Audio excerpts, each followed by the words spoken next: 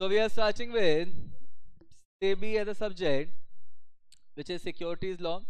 Very interesting subject, very technical subject. आपका पूरे executive में जो सबसे टेक्निकल और जो सबसे इंटरेस्टिंग सब्जेक्ट है वो सेबी है. क्लियर. अब टेक्निकल तो है by virtue of its nature of subject and interesting मैं बना दूंगा. डन. चलो अब before we go to the subject let's understand some basic things. एक चीज बताओ, व्हाट इज मार्केट? अगर हम लोग बोलते हैं कोई एक मार्केट है तो मार्केट का मतलब क्या होता है? जहाँ पे आप बाइंग एंड सेलिंग कर सकते हो. मतलब we can say that place where buying and selling takes place of goods or services. Handwriting का थोड़ा सा इशू है, बट आप बिल्कुल टेंशन मत लो. 3-4 लेक्चर में इम्प्रूवमेंट होगा आप में. ठीक है. आपकी अंडरस्टैंडिंग डेवलप हो जाती है, टेंशन मत लीजिए. तो कॉन्सेप्ट समझ लो. अब यहाँ पे तो मार्केट है क्या? तो मार्केट एक प्लेस है जहाँ पे आप बाइंग एंड सेलिंग करते हो गुड्स या सर्विसेज का. तो अब एक चीज़ बताओ, अगर हम लोग बोलते हैं फिश मार्केट तो वहाँ क्या मिलेगा? फिश. वेजिटेबल मार्केट में क्या मिलेगा? वेजिटेबल. तो अगर मैं बात करता हूँ फाइनेंशियल मार्केट की, तो वहाँ पे when you talk about financial market तो वहाँ पे अपने को क्या मिलने वाला है? Financial products. तो अगर हम लोग so when we talk about तो financial market, so it is basically a place for buying and selling of financial products.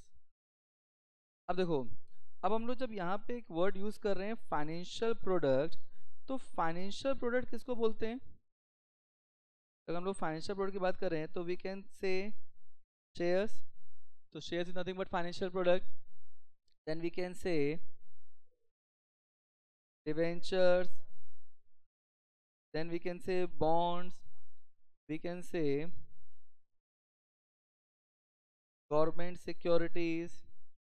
We can say there is something called treasury bill, जिसको हम लोग T bills भी बोलते हैं.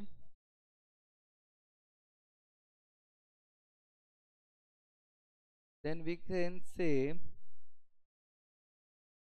certificate of deposit, जिसको short में क्या बोलते हैं? COD. now that is also nothing but financial product. there is something called commercial paper, इसको शॉर्ट में CP बोलते हैं, एक्सेट्रा एक्सेट्रा. अब ये सब क्या है? These are nothing but financial product. अच्छा, अब इसमें से ना कुछ नाम ऐसे हो सकते हैं जो आपने सुने हो.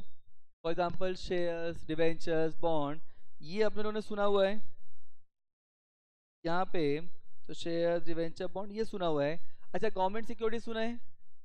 Treasury bill, certificate of deposit, commercial paper, सुना हो भी सकता है, नहीं भी हो सकता है.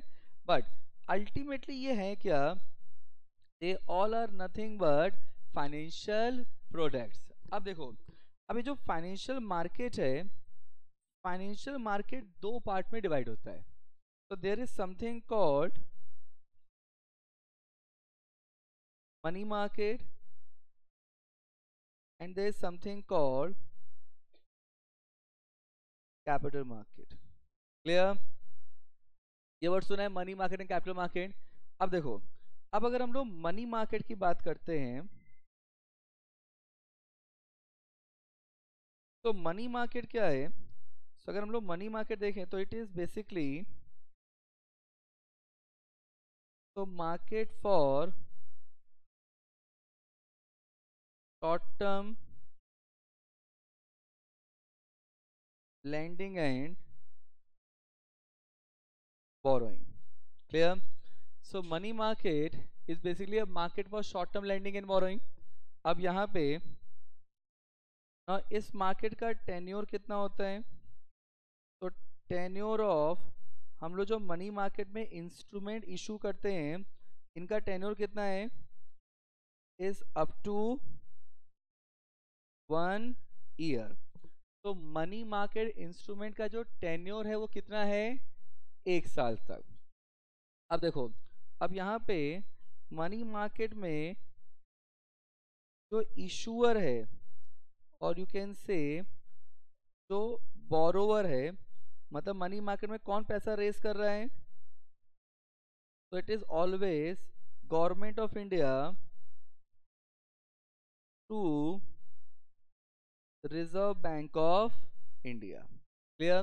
तो मनी मार्केट का जो मेजर बोरोवर है, जो मेजर इशूअर है, जो फंड रेजिंग कर रहा है वो कौन है? It is government of India through Reserve Bank of India. अब यहाँ पे मनी मार्केट का जो इन्वेस्टर है, मतलब जो मनी मार्केट में आप बोरोवर समझो तो लेंडर समझ सकते हो, कि मनी मार्केट में पैसा मेजरली इन्वेस्ट करता कौन है? So is a major investor और lender. So it is basically banks, mutual fund, then insurance company, pension fund, नाम सुना है sir? Then provident fund, then foreign institutional investor, etc, etc. Clear? So they are the major investor और lender. तो यहाँ पे banks, mutual fund, insurance company, pension fund, provident fund, ये सब कौन है? They are the money market में जो इन्वेस्टर होते हैं. क्लियर? अब देखो, अब इस मार्केट में ना जो सबसे बड़ा बेनिफिट है वो ये है कि इस मार्केट में कोई रिस्क नहीं है. तो ये बेसिकली नो रिस्क मार्केट है, मतलब इस मार्केट में कोई डिफॉल्ट रिस्क नहीं है. तो नो डिफॉल्ट रिस्क. अब इस मार्केट में जो रिटर्न मिलता है वो मिलता है बट कम मिलता है कंपेयर टू कैपिटल मार्केट. तो यहाँ पे लेस रिटर्न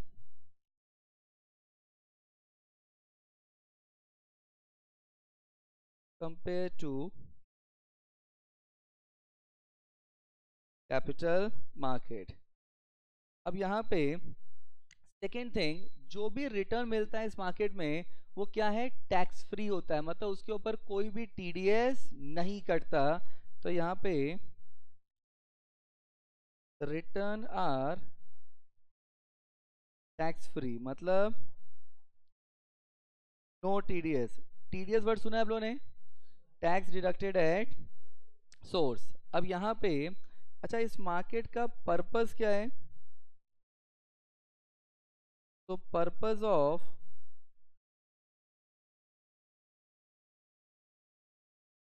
फंड रेजिंग जो है ये बेसिकली होता है not to raise fund for fiscal deficit,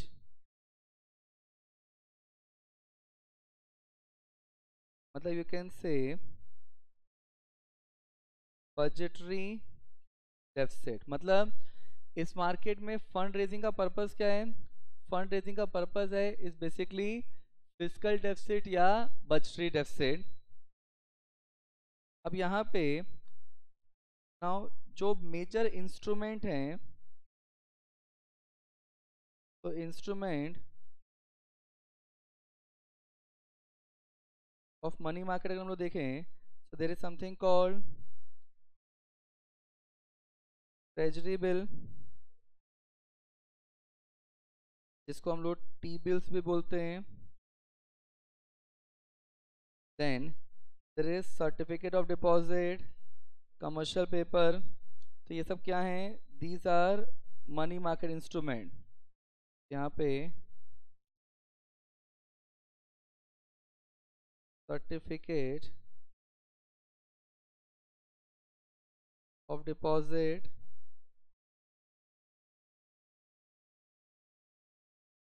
commercial paper, तो सीपी बोलते हैं, एक्सेट्रा एक्सेट्रा। एंड इस मार्केट में अगर अगर इस मार्केट में बैंक्स ने इन्वेस्टमेंट किया है, ध्यान सुनिए, अगर इस मार्केट में बैंक्स ने इन्वेस्टमेंट किया है तो जो भी पैसा बैंक में इन्वेस्टमेंट करता है वो एसएलआर क्वालिफाई हो जाता है। यहाँ पे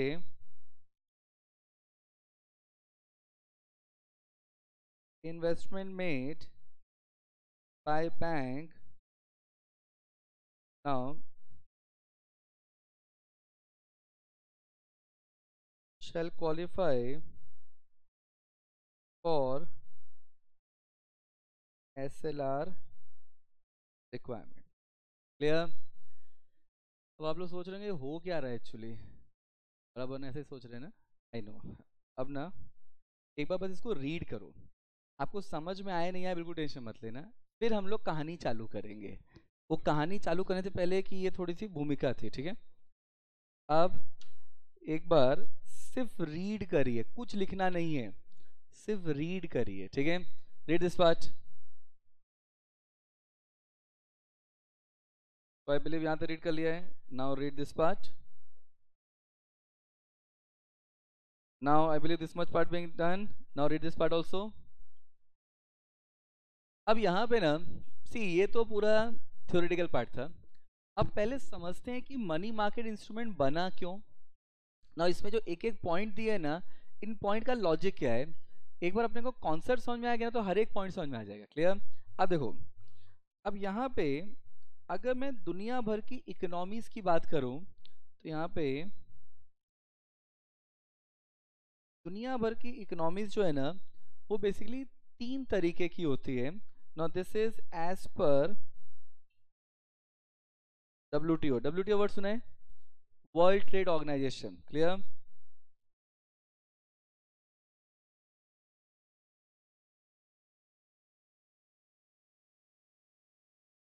वर्ल्ड ट्रेड ऑर्गेनाइजेशन के हिसाब से दुनिया भर की जो इकोनॉमीज है ना वो 3 तरीके की होती हैं। There is something called developed economies, there is something called developing economies, and there is something called least developed economy।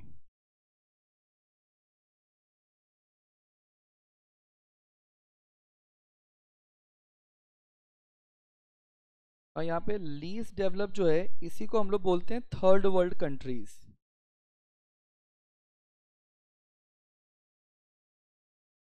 Third world, दुनिया के जो सबसे गरीब देश है ना, भूखे नंगे देशों का जो समूह है, they are called third world countries. अब इंडिया कहाँ है? इंडिया डेवलप इकोनॉमी है कि डेवलपिंग इकोनॉमी है? आपको ऐसा बताया गया होगा कि इंडिया एक डेवलपिंग इकोनॉमी है, ये आपके साथ धोखा है, आपके फीलिंग्स के साथ, क्योंकि इंडिया LDC है। देखो मैं ये नहीं बोल रहा हूँ कि इंडिया एक गरीब कंट्री है, no, India is no longer a poor economy. In fact, we are the 5th largest economy in the world now. The first largest economy is US. The second largest economy is China. The third largest economy is Japan. Fourth largest is Germany, and fifth largest is we. Clear? So we are the 5th largest economy by 2030. Statistics ये बोलता है कि by 2030 India will become the third largest economy in the world after US and China. We are going to become the third largest economy in the world। हमारी economy currently 3.2 trillion dollar के आसपास है। Bye 2030 हम लोग 5 trillion dollar को cross कर जाएंगे and will become the 5th third largest economy in the world. हाँ, अब ये जल्दी भी हो सकता है, जैसे हमने पॉपुलेशन में पकड़ा, पॉपुलेशन में India was likely to became the world most populated country by 2025। ये स्टैटिस्टिक्स 2019 में आया था, ये 2020 में पैंडेमिक आ गया, फिर हम लोग घर पे ही थे, फिर हमने स्पीड पकड़ी और हमने 2023 के, अच्छा उसके बाद पैंडेमिक के बाद जो रिवाइज रिपोर्ट आई उसमें था कि 2023 के एंड तक हम लोग वर्ल्ड की मोस्ट पॉपुलेटेड कंट्री बन जाएंगे। बट हम इंडियंस तो एकदम मेहनती लोग हैं। 2023 के स्टार्ट में we became the world most populated country, we have already overtaken China. Clear? So there is a great possibility कि जैसे हमने पॉपुलेशन में सारे रिकॉर्ड तोड़ दिए, वैसे हम इकोनॉमिक ग्रोथ में भी तोड़ सकते हैं, बट 2030 तक will become the third largest economy. लेकिन ये आज का सिनेरियो है, क्या इंडिया हमेशा से इतनी बड़ी इकोनॉमी रहा है? नहीं। तो देखो हम लोग ना, और हमारे काम करने का तरीका कैसे था यहाँ पे, अगर मैं इंडिपेंडेंस से इंडिया का बिजनेस करने का तरीका देखो तो देखो यहाँ पे इंडिया है, and India India because like any other third world country, हमारा जो बजट होता था ना वो हमेशा डेफिसिट होता था। You understand what is deficit budget? Deficit budget का मतलब होता है कि जिसमें एक्सपेंस जो है ना और इनकम जो है उसमें हमेशा मिसमैच ही रहने वाला है। मतलब आपका ज़्यादा क्या होने वाला है? तो expense is always more than income. Clear? ये हमारे बजट का स्टार्टिंग से ये खूबी रही है। मतलब अगर मान लो ईयर 1 में हमारी इनकम है 80 रुपीज़ और एक्सपेंस है 100 रुपीज़, तो हमारा गैप क्रिएट हो गया यहाँ पे। अब ये जो डेफिसिट क्रिएट हुआ है, कितने का डेफिसिट क्रिएट हो गया? 20 रुपीज़ का। अब हम लोग क्या करते थे, how we manage this thing since independence? तो हम लोग जाते थे वर्ल्ड बैंक के पास, हम लोग जाते थे आईएमएफ के पास, समझ रहे हैं? और हम लोग वर्ल्ड बैंक से क्या करते थे, हम लोग यहाँ से लोन लेते थे। अच्छा, जब आपने लोन लिया तो क्या ये वर्ल्ड बैंक ने आपको चैरिटी दिया है क्या? नहीं। ये लोन दिया है तो उसका रीपेमेंट करेगा ना। तो यहाँ पे हम लोग को इसका जो रीपेमेंट करना है ये होता था प्रिंसिपल प्लस इंटरेस्ट। मतलब जितना लोन लिया है उससे ज़्यादा ही रीपे करना पड़ेगा। इसी में नंबर्स में नहीं जा रहा हूँ, कॉन्सेप्ट बना रहा हूँ, ठीक है? तो अगर आप मैंने लोन लिया मान लो 20 रुपए का, तो मेरे को रीपेमेंट 20 का नहीं करना होगा, 20 से ज़्यादा करना होगा, 20 plus something. That plus is always going to be the interest component. अच्छा, ऐसा तो था नहीं कि हम लोग ने सिर्फ एक साल हमारा डेफिसिट बजट था, हमारा तो हर साल डेफिसिट ही था। मान लो मेरा ईयर 2 में इनकम है 125, एक्सपेंस 100 है, इनकम हो गया, एक्सपेंस हो गया 125, मतलब मेरा वापस डेफिसिट क्रिएट हो गया 25 का। क्या करें? चलो वर्ल्ड बैंक, हम लोन पे लोन लेते गए। अच्छा, ईयर 3 में अब समझो, ईयर 3 में मान लेते मेरी इनकम हो गई 125 एंड एक्सपेंस है 150, तो यहाँ पे पहले ही मेरा डेफिसिट कितने का है? 25 रुपए का। और अगर मान लो ईयर 3 में अपने को ये जो लोन लिया था ना पहले साल वाला वो रीपे करना है, जनरली ये लोन लॉन्ग टर्म लोन होते हैं, बट अगर मान लो मेरे को ये लोन रीपे करना है तो क्या मेरे पास रीपेमेंट करने के लिए फंड है? नहीं। तो हम लोग क्या करते थे यहाँ पे, तो यहाँ पे हम लोग इस रीपेमेंट के लिए इस साल लोन बढ़ा के लेते थे। मतलब हम लोग ने क्या किया, इस साल हमने लोन लिया 50 रुपए का। मतलब how the economy was functioning कि हम लोग लोन ले रहे थे और लोन ले रहे थे, लोन के रीपेमेंट के लिए लोन ले रहे थे, फिर लोन के इंटरेस्ट पेमेंट के लिए लोन ले रहे थे। मतलब हम लोन पे लोन पे लोन पे लोन लिए जा रहे थे, and that's how we fall under the concept called debt trap. ये वर्ड समझते हैं आप लोगों? ट्रैप मतलब फंसना, और हम किस में फंस गए? डेट में। क्लियर? इकोनॉमी की हालत इतनी बुरी हो गई कि हमारे पास जब हम लोग वर्ल्ड बैंक से लोन मांगने गए towards late 1980s and early 1990s में, हमारी इकोनॉमी की हालत इतनी ख़राब हो गई थी कि हमारे पास कंट्री चलाने के लिए पैसा ख़त्म हो चुका था, हमारी करेंसी डिवैल्यू हो चुकी थी, हमारे पास इकोनॉमी चलाने के लिए फंड ही नहीं था। और हमने जब वर्ल्ड बैंक को, जितने भी इंटरनेशनल मॉनेटरी फंड्स हैं, इन सबको फंडिंग के लिए अप्लाई किया तो उन्होंने हमको फंड देने से मना कर दिया। There is a world rating agency, एक कंपनी है उसका नाम है मूडी, MOODY, मूडी। ये लोग इकोनॉमी को रेटिंग देते हैं, इन्होंने इंडिया की रेटिंग को डाउनग्रेड कर दिया था, जिससे कि दुनिया के बड़े बड़े लैंडिंग इंस्टीट्यूशन हमको लोन देने में इंटरेस्टेड नहीं थे। तो अब हम लोग करें क्या, इकोनॉमी कैसे चलाएं? तो हम लोग गए, तो हम लोग इंडिया ने उस समय अपनी इकोनॉमी को बचाने के लिए हम लोग बैंक ऑफ लंदन के पास गए और उसके सामने हमारा जितना भी गोल्ड रिजर्व था उसको हम लोग ने प्लेज कर दिया। समझ रहे हैं? ये late 80s and early 90s की मैं बात कर रहा हूँ। तो हमने जितना गोल्ड रिजर्व था उसको प्लेज किया। प्लेज करना मतलब गिरवी रखा, और उससे हमने क्या किया, उससे हमने लोन लिया। अच्छा, अब ये लोन ले जाके हमने वर्ल्ड बैंक को दिया, तो वर्ल्ड बैंक ने हमको वापस फंड रिलीज किया, बोला कि ठीक है ये हम आपको अभी दे रहे हैं, बाद में वापस आपको पे करना पड़ेगा। अब प्रॉब्लम समझो, एक तो पहले इकोनॉमी की हालत खस्ता है, ऊपर से हमने गोल्ड रिजर्व भी बैंक ऑफ लंदन के सामने रख दिया। अच्छा ये भी तो लोन ही है ना, इसको भी रीपे कराना पड़ेगा। अब अगर इसको रीपे नहीं किया तो सोना भी चला जाएगा। मतलब हमारी इकोनॉमी सबसे बुरे दौर से गुजर रही थी, समझ रहे हैं। वर्ल्ड बैंक लोन दे नहीं रहा है, लंदन बैंक ने लोन दिया है गोल्ड के सामने, जो भी रीपे करना है। मतलब इस तरीके से हम किस तरीके से अपने को उभारे, हमको यही नहीं समझ में आ रहा था। This was one of the most severely hit economic situation India have face. जो अगर आप करेंटली देखोगे तो जो इस समय पाकिस्तान की हालत है, जो इस समय श्रीलंका की हालत है, जो इस समय बांग्लादेश की हालत है, late 1980s and early 1990s में हम लोग उस दौर में फंसे हुए थे। ये था सिक्के का एक साइड, ठीक है। अब देखो, अब दूसरा जो है, यहाँ पे इन्वेस्टर मार्केट में, मतलब कैपिटल मार्केट में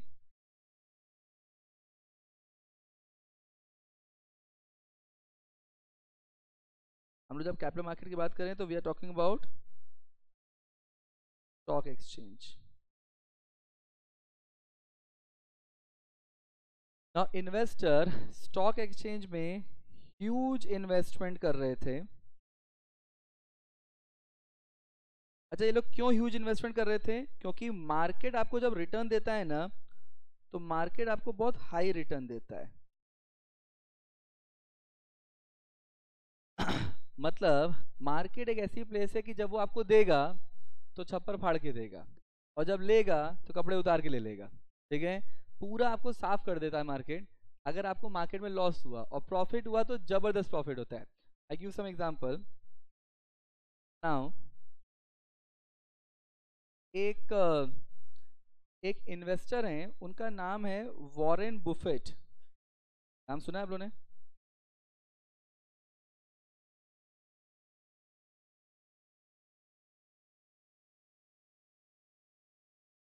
वॉरेन बुफेट कहाँ के हैं ये? बर्क्सवे हैथवे के ओनर हैं, क्लियर। अब वॉरेन बुफेट जो हैं ना, इनकी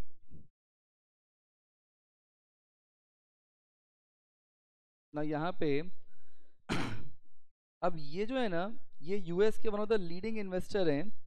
अब इनकी जो नेटवर्थ, जो लास्ट रिपोर्टेड इनकी नेटवर्थ आई थी पैंडेमिक के टाइम पे, अगस्त 2020, उस समय इनकी जो नेटवर्थ आई थी वो थी 78.9 बिलियन डॉलर, क्लियर।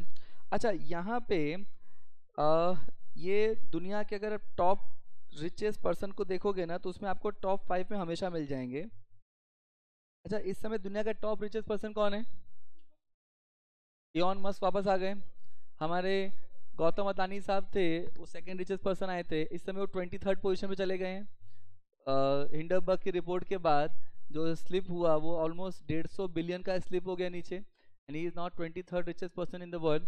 तो इस समय इलॉन मस्क वापस रिचेस्ट पर्सन है। सेकंड रिचेस्ट पर्सन है जो अपना दिस अमेजन के ओनर जो हैं। सो दीज आर द, ये सब रिचेस्ट पर्सन की लिस्ट में हैं। अब इसमें आपको वॉरेन बुफेट हमेशा टॉप 5 में तो मिल ही जाएंगे, क्लियर। अच्छा तो क्या इन्होंने इन्होंने क्या बाकी रिचेस्ट पर्सन से कम पैसा कमाया है?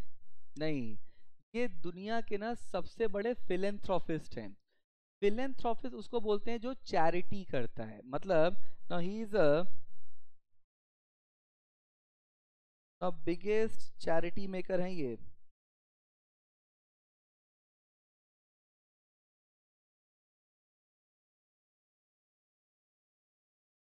ना इन्होंने ना अपनी ना 80% जो फंड है वो डोनेट कर दिया है, समझ रहे हैं। 80% फंड डोनेट किया है, तो ये जो माल उनके पास बचा हुआ है ये कितना है? ये सिर्फ उनका 20% है। मतलब सोचो, अगर इन्होंने चैरिटी नहीं किया होता तो इनके पास जो पैसा होता ना, दुनिया का कोई भी रिचेस्ट पर्सन उस पैसे के आस पास तक नहीं पहुंच सकता, इतना पैसा इन्होंने कमाया है, $78.9 बिलियन, ये भी अगस्त 20 का है। अब तो ऑलमोस्ट 3-4 साल बाद के बाद तो इस number is almost touching to $100 billion के आसपास पहुंच चुके हैं। अब ऐसे ही इंडिया का वॉरेन बुफेट कौन है, जिनको इंडिया का वॉरेन बुफेट बोलते थे? राकेश झुनझुनवाला, नाम सुना है? रा- ये जो राकेश झुनझुनवाला जी जो हैं ना, अगर आप लोगों ने अगर आप लोगों ने हर्षद मेहता द स्कैम देखा होगा ना, तो उसमें उसमें राकेश झुनझुनवाला के बारे में भी दिखाया है कि वो एक बेयर गैंग को, 3 लोग थे बेयर गैंग में, उसमें जो हेल्दी सा पर्सन था ना, that person was Rakesh Jhunjhunwala. उसके संग एक और पर्सन दिखाया है जो कि डीमार्ट के ओनर हैं, राधा कृष्ण दमानी। तो यहाँ पे अब राकेश झुनझुनवाला जो थे नाउ इनकी कंपनी का नाम था रेयर एंटरप्राइज।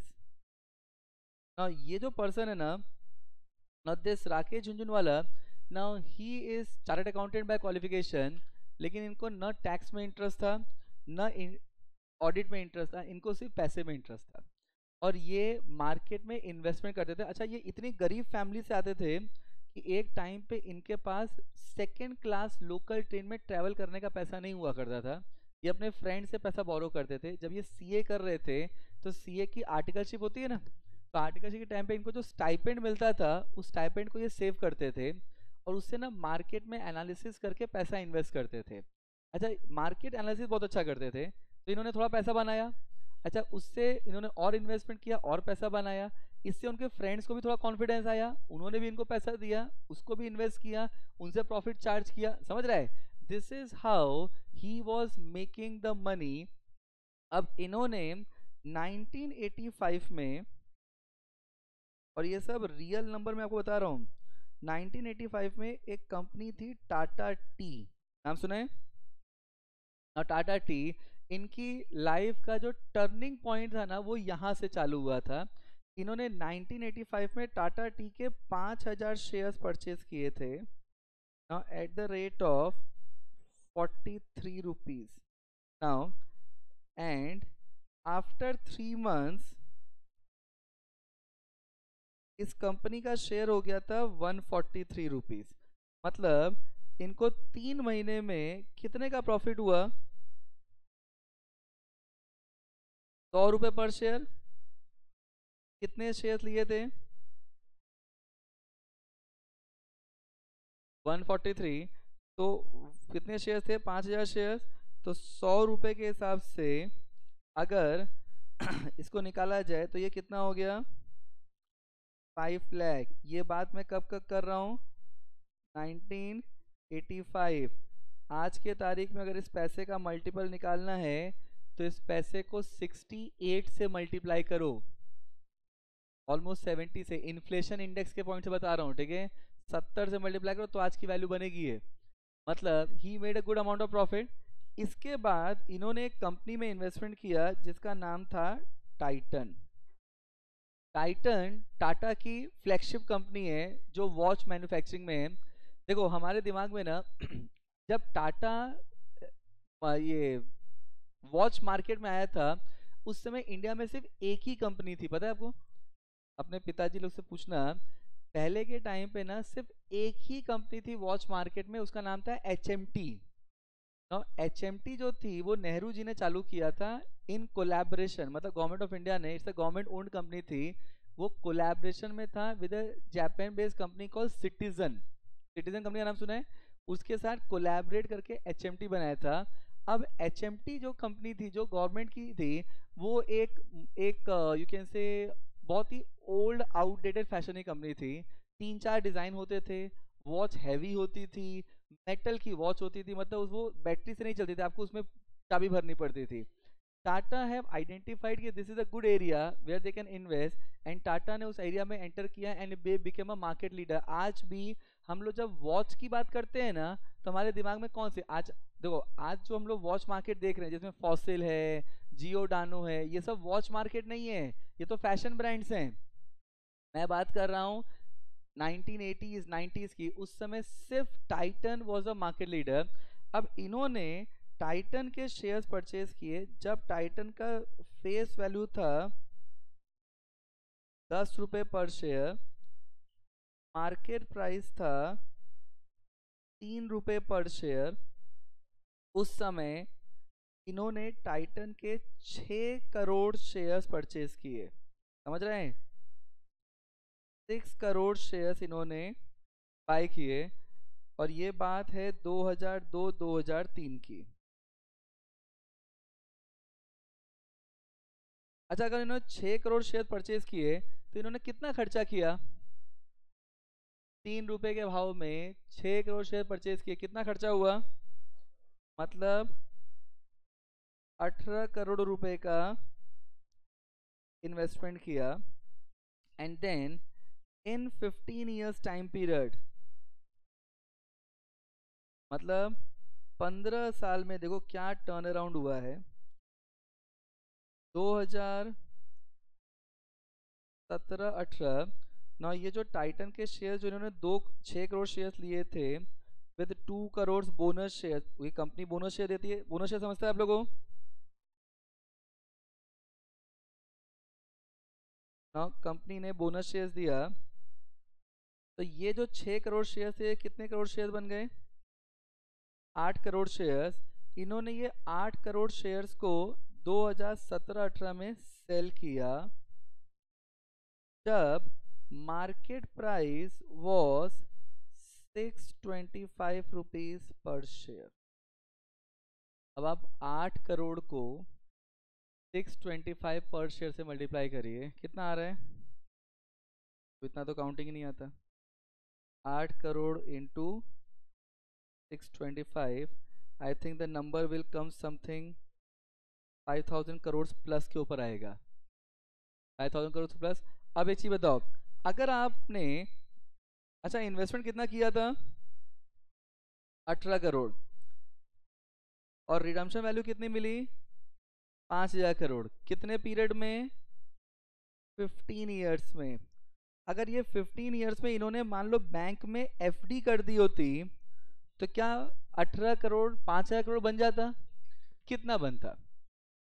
18 करोड़ का 15 साल में अगर मैं एफडी करता कितना बनता मेरा? 36 करोड़ बन जाता, 72 करोड़ बन जाता, 4 गुना हो जाता। इससे ऊपर तो नहीं होता। क्या कोई भी बैंक, ये मान लेता हूं मैं 72 करोड़ होता है, वो भी मैक्सिमम बोल रहा हूं मैं, और ये भी होने वाला है नहीं, क्या कोई भी बैंक आपको एफडी में 18 करोड़ का 15 साल में 5000 करोड़ बना के दे सकता है? नहीं, ये सिर्फ मार्केट दे सकता है। मतलब मार्केट जब आपको देता है ना तो छप्पर फाड़ के देता है। और इसके बाद तो ये इतने बड़े इन्वेस्टर बन गए ना कि ये ना अगर आके, राकेश झुनझुनवाला इतने बड़े इन्वेस्टर थे कि अगर ये आके ना सीएनबीसी पे ऐसा बोल दें, ऐसा बोल दें कि ये कंपनी अच्छी लग रही है, सिर्फ ऐसे बोल देना ये कंपनी अच्छी लग रही है, तो प्राइस ही बदल जाते थे। लोग बोलते थे राकेश झुनझुनवाला बोला अच्छी लग रही है मतलब परचेज करो ना। हालत ऐसी थी, एक कंपनी है वीआईपी इंडस्ट्रीज, नाम सुना है? बैग्स वैग्स बनाते हैं ये लोग।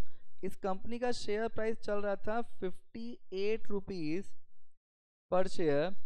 इन्होंने आके बोला कि ये कंपनी अच्छी लग रही है, सिर्फ ये बोला था, और 1 घंटे के बाद मार्केट में प्राइस था 725 रुपीज पर शेयर। समझ रहे?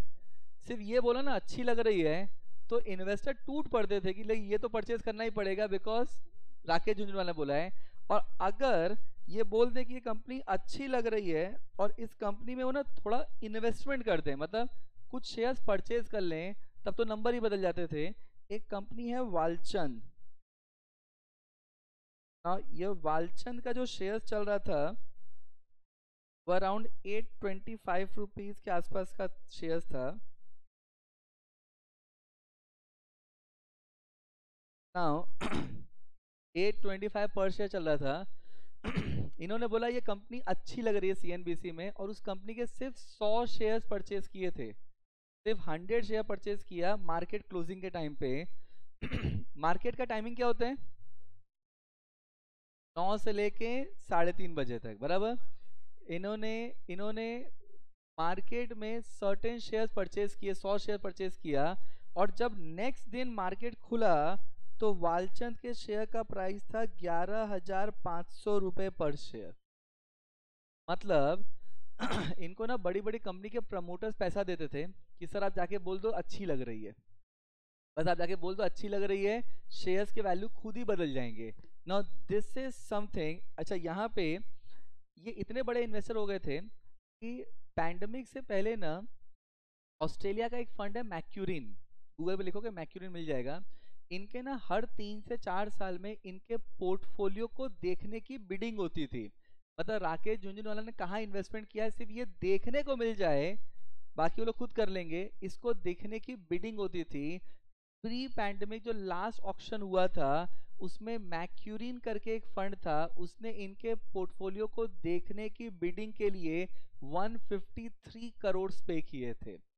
मतलब ये इतने बड़े इन्वेस्टर हो गए थे, समझ रहा है? मतलब मार्केट जब देता है तो छप्पर फाड़ के देते हैं। अच्छा, उसके बाद इन्होंने इतना पैसा कमा लिया था कि ये एविएशन बिजनेस में आ गए थे, एयरलाइन बिजनेस में आए थे। That was the time when he expired. जब वो लॉन्च होने वाला था बिजनेस उस समय इनकी डेथ हुई थी। बट प्राइमा फेसी जब तक ये इंडस्ट्री में थे अपने आप में किंग थे। मतलब मार्केट जब देगा तो छप्पर फाड़ के देगा। अब मैं आपको एक दुख भरी कहानी सुनाता हूँ खुद की, ठीक है? अब ध्यान से सुनना, इस कहानी में बोले हुए हर एक अल्फाज सच है, ठीक है? नाउ अब देखो मार्केट जब लेता है ना तो पूरा ही साफ कर देता है आपको। मैं बॉम्बे आया था, ये मैं कम से कम 50,000 बार बता चुका हूँ, इन जुलाई 2006 को, ठीक है? मैं बॉम्बे आया था with my half CS degree, मतलब आप लोग के फेज में ही था, इंटरमीडिएट कंप्लीट करके मैं बॉम्बे आया था, दैट इज CS इंटर और CS executive, for my internship. And I joined a company call radio मिर्ची। तो मैंने कंपनी ज्वाइन किया रेडियो मिर्ची। अब रेडियो मिर्ची जो है ना, ये टाइम्स ऑफ इंडिया का पार्ट है, it is a part of times of India group, clear? अब टाइम्स ऑफ इंडिया के ग्रुप का पार्ट है और मैंने इस कंपनी में ज्वाइन किया था रेडियो मिर्ची। एंड इस कंपनी में मेरी जो ज्वाइनिंग हुई थी वो थी मैनेजमेंट ट्रेनी के रूप में, जो आपको भी करना होगा ना, तो मैनेजमेंट ट्रेनी।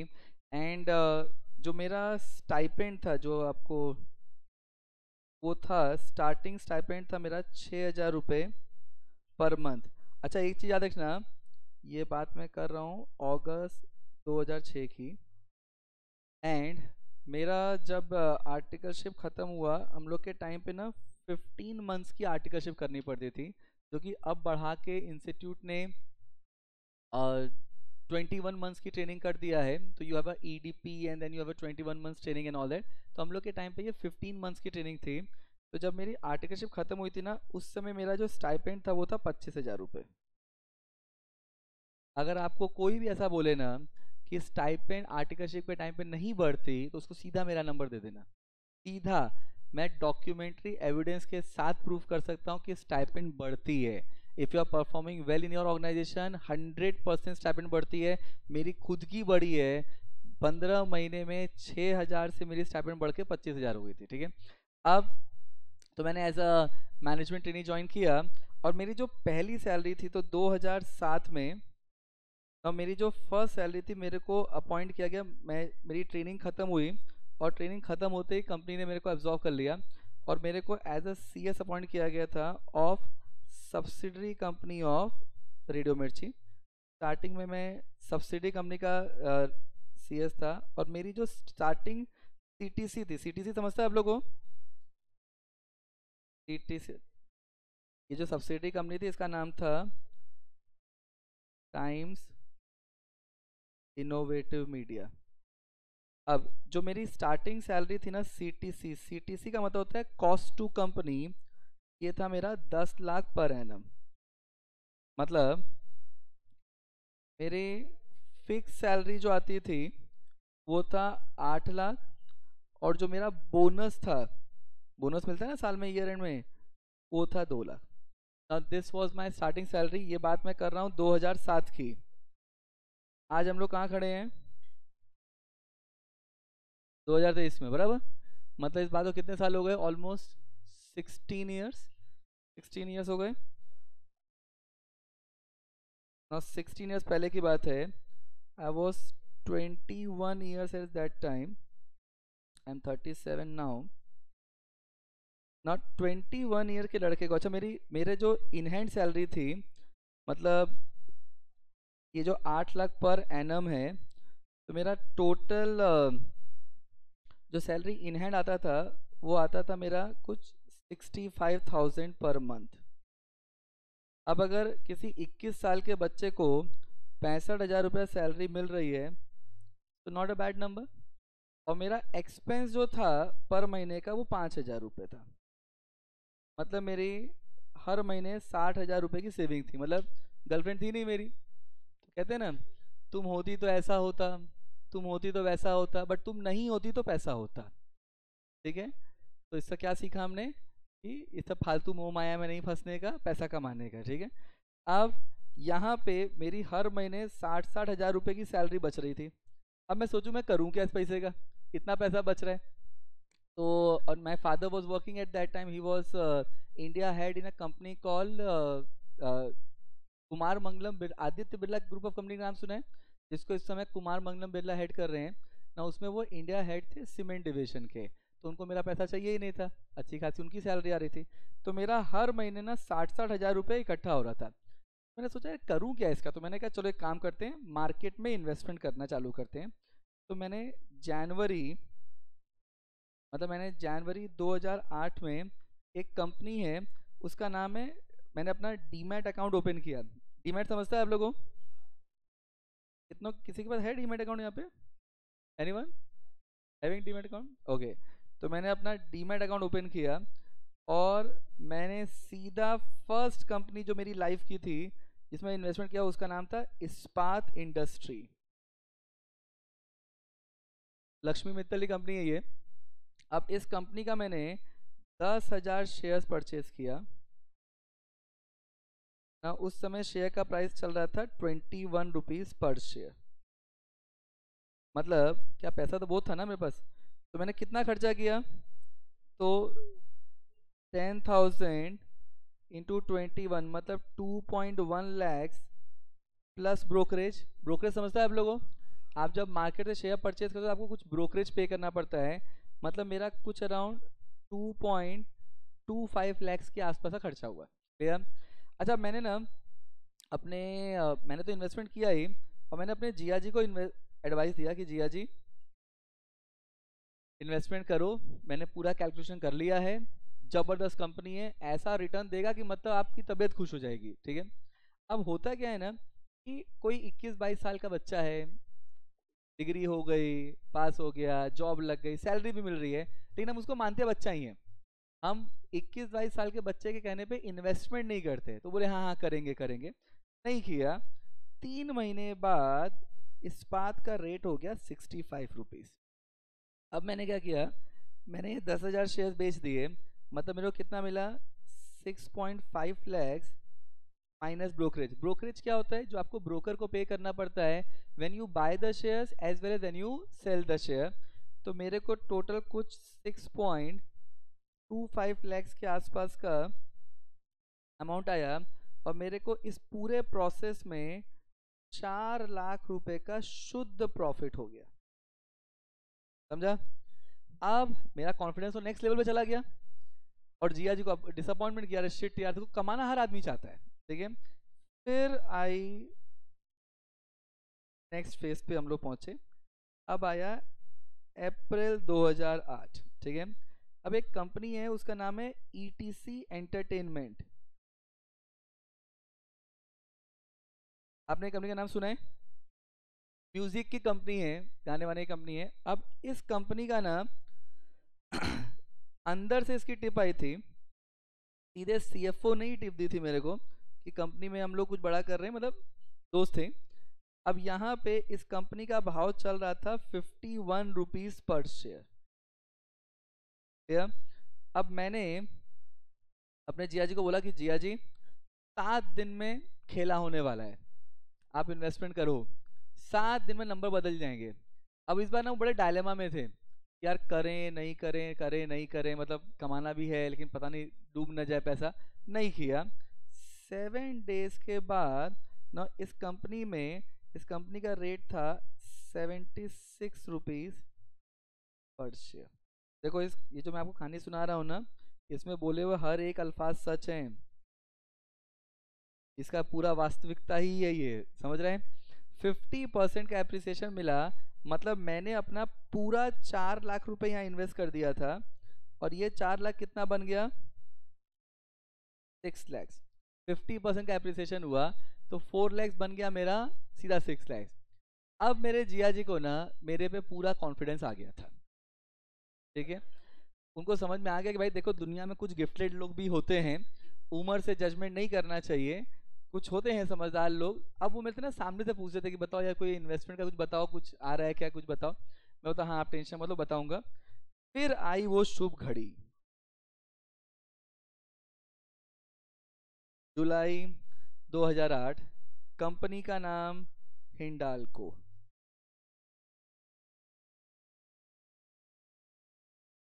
अब हिंडाल्को का उस समय ना मार्केट प्राइस चल रहा था 172 रुपीज पर शेयर, समझ रहे हैं हिंडाल्को कंपनी। अब इस कंपनी का जो एक्सपेक्टेड प्राइस था, एक्सपेक्टेड मार्केट प्राइस जो हम लोग देख रहे थे हिंडाल्को का, now that was something in 2 to 3 months में,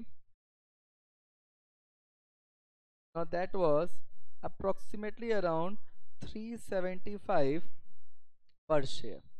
now this was expected price. और इस बार ना मैंने अपने जिया जी को, अच्छा उस समय there is term call Sensex, नाम सुने, बॉम्बे स्टॉक एक्सचेंज के, बॉम्बे स्टॉक एक्सचेंज के इंडेक्स को बोलते हैं सेंसेक्स ना। उस समय जो सेंसेक्स था ना, ना वो सेंसेक्स वाज अराउंड 21,000 के इंडेक्स पे चल रहा था, एंड एक्सपेक्टेड था,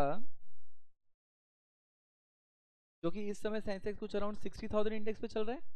तो ये बात है जुलाई 8 की, ना सेंसेक्स वाज 28,000 के इंडेक्स पे था, एंड एक्सपेक्टेड था कि ये 30,000 इंडेक्स को प्लस हो जाएगा बाय अक्टूबर 2008, समझ रहे हैं। Now this was expected, this was in July 2008। अब इस बार ना मैंने अपने जिया जी को मोटिवेट करने के लिए उनको मोटिवेट किया कि जिया जी यही कंपनी है जो आपकी लाइफ बदलने वाली है। और मैंने इस बार उनको मोटिवेट करने के लिए कुछ थोड़ा औकात से ज़्यादा बात कर ली। मैंने उनको बोला कि देखो मैं आपको हर बार समझाता हूँ, कुछ समझ में कुछ आता है नहीं, ठीक है। मैंने बोला कि हर बार मैं बोलता हूँ लेकिन यही कंपनी है, इस बार आप इन्वेस्टमेंट करो, मेरी गारंटी है कि पोर्टफोलियो बदल जाएगा। नंबर्स ऐसे बदलेंगे कि आपने कभी सपने में नहीं सोचा होगा।